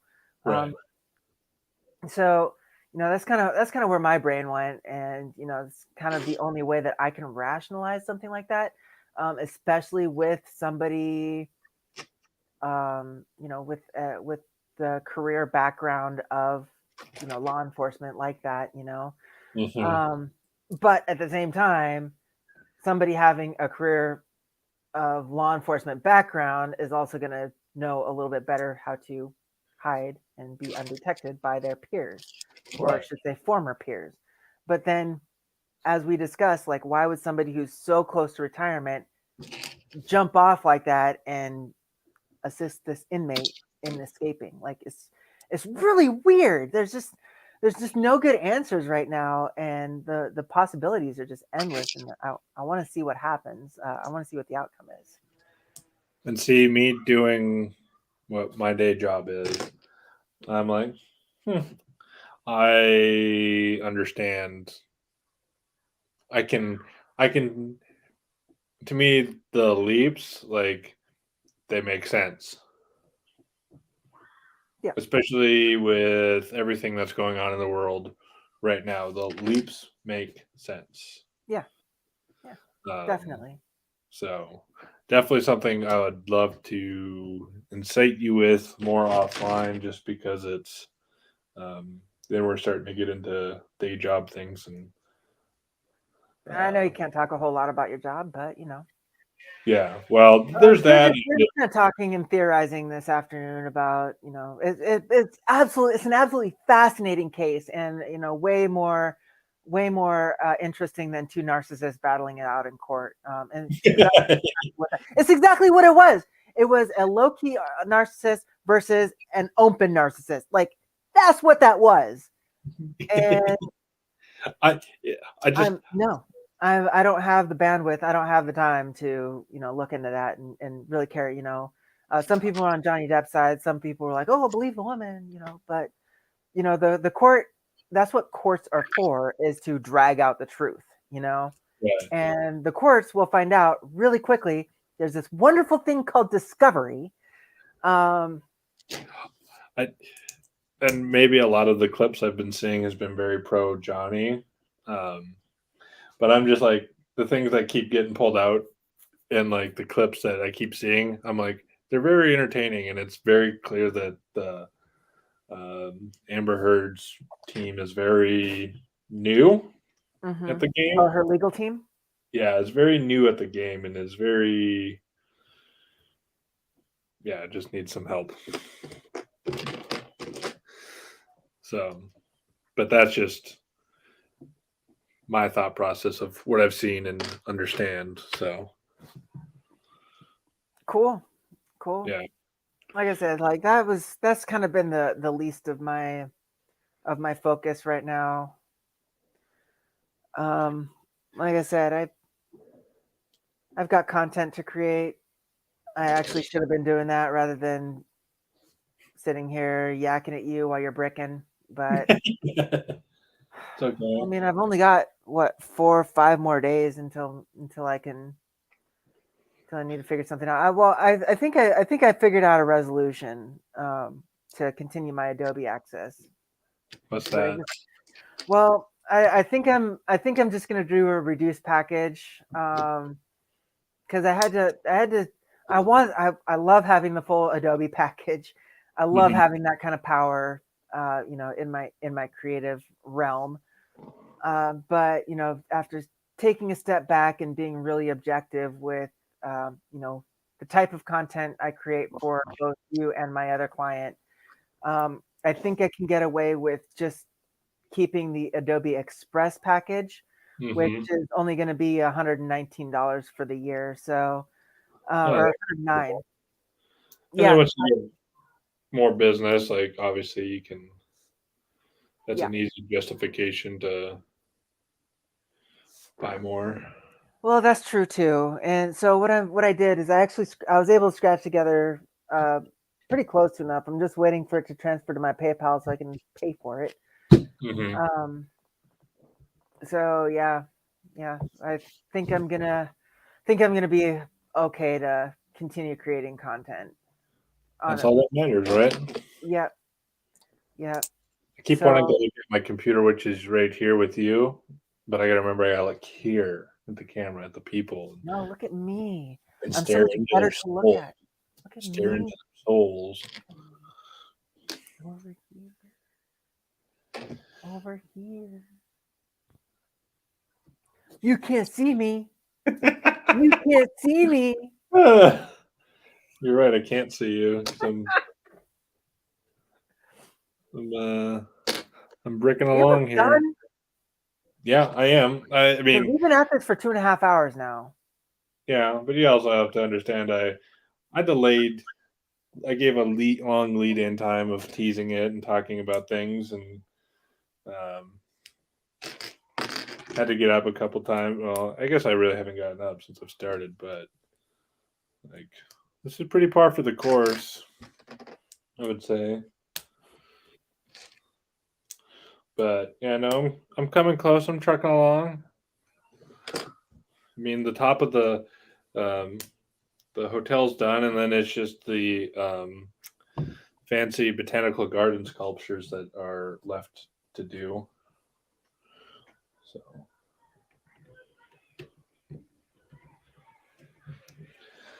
So yeah, it's just now we're getting to the intricate details of things. That's a big word for me to say right now.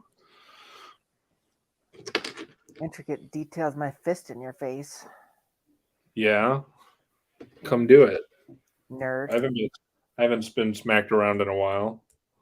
It's a good smacking Dude, I'm around. into that. And somehow I think I remember you telling me that. And do you think it clicked with me? No.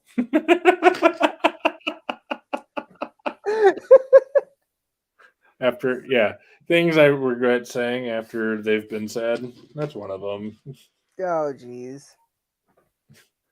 Sarcasms. I mean, did I Yeah. pick this up? You live and you learn. Well, you only make that mistake once or twice. 3 times if you really want to have fun. Well, I'm a slow learner. I hit my head a lot in the Navy. So it's more than 3 times.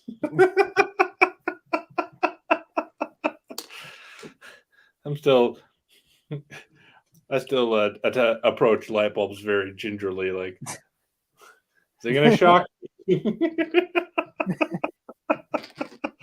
I was just telling somebody about that at work. That yeah, the light bulbs, they would there was a defect in the starters or whatever, and I on more than one occasion felt the wrath of that starter with the lights. So my mom would say, serves you right for the things you've said. All right, you win that one, Mom.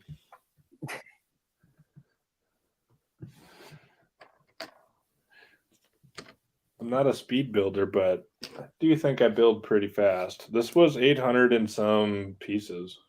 Oh, wow. Yeah, so it's not um, small by any means. Um, two of the sets I'm the next one of the two the other two sets I'm looking at buying, they're both close to 1,000 or more pieces. So, and that's not including the one that I'm going to keep teasing that I think the next installments of Brick and Brutus are going to we're going to be building. The thing I'll be building is definitely more than that. It's was at one point one of the largest sets out there on the Lego market. I think I know which one you're talking about now that you say Well, that. I probably confessed with you about spending the money on buying that one. Yeah, you did. You're currently the closest adult in my life, and I feel like you got to remind me to be smart sometimes. No, I didn't say as Dre would say, I'm your motherfucking conscience. You are, but you're also my conscience that goes, let's do Let's this. bring a llama on board a ship. Yeah, let's. There's no way this could possibly go wrong. Yeah. I still think to this day that it would be funny to be standing in front of the captain of the XO, and even CMC for that point, because he had known all three of them kind of like were Yeah, aware. they knew us. They knew us very well. Yeah, and just for them to go, what the fuck were you guys doing with a llama? Well, you see, when a mommy and a daddy love each other really much. I grabbed the wrong flat piece. Man, I got a pizza waiting for me. I think that's what I'm going to make tonight for dinner. Oh, I make my pizza from scratch. I got DiGiorno pizza. Oh, you need to make it from scratch.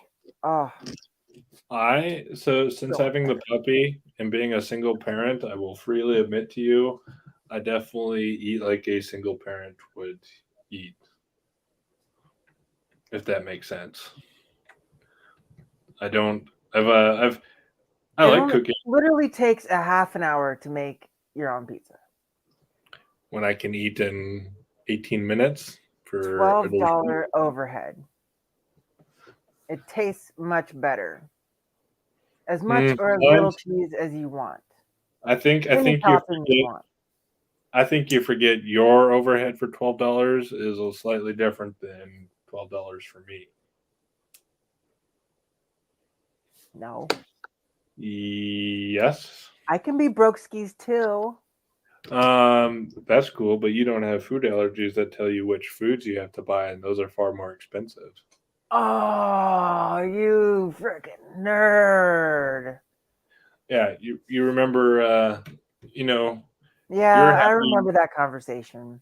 That, and I was say you should just be happy when you spend the price of bread's $3 and you're not the one paying $6 for bread. So that's way smaller, by the way. Significantly smaller. I went to Costco this morning and I almost bought creme brulee because they had it. Creme brulee? Yeah. Really? There's going to be 8 of them. I was like, I could eat this. And I was like, it kind of looks bad if I'm just buying 8 creme brulees for myself and I don't intend on sharing with you. They don't know that you're buying it for yourself? When you're there by yourself, you can imply things.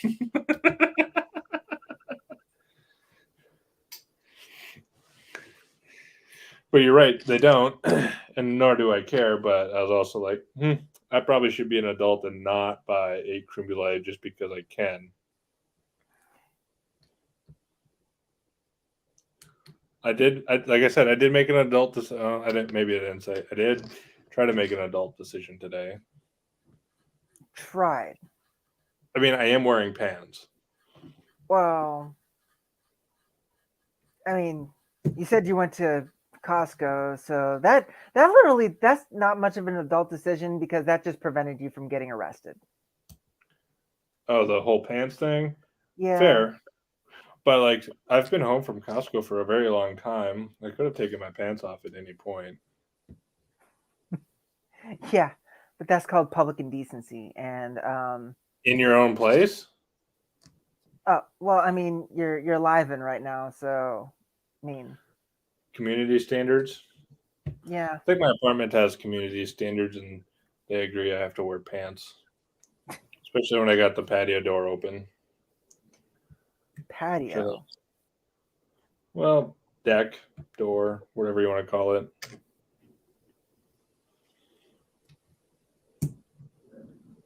It's so, all right. Can go ahead. Okay, now we're gonna talk here. Uh-oh. So there's a thing. There's a thing I really want to do. Okay. Let me look it up here. It is. Where is it? Where is it? Where is it? I seen it. It's the Seattle Symphony at Benaroya Hall, Mm-hmm.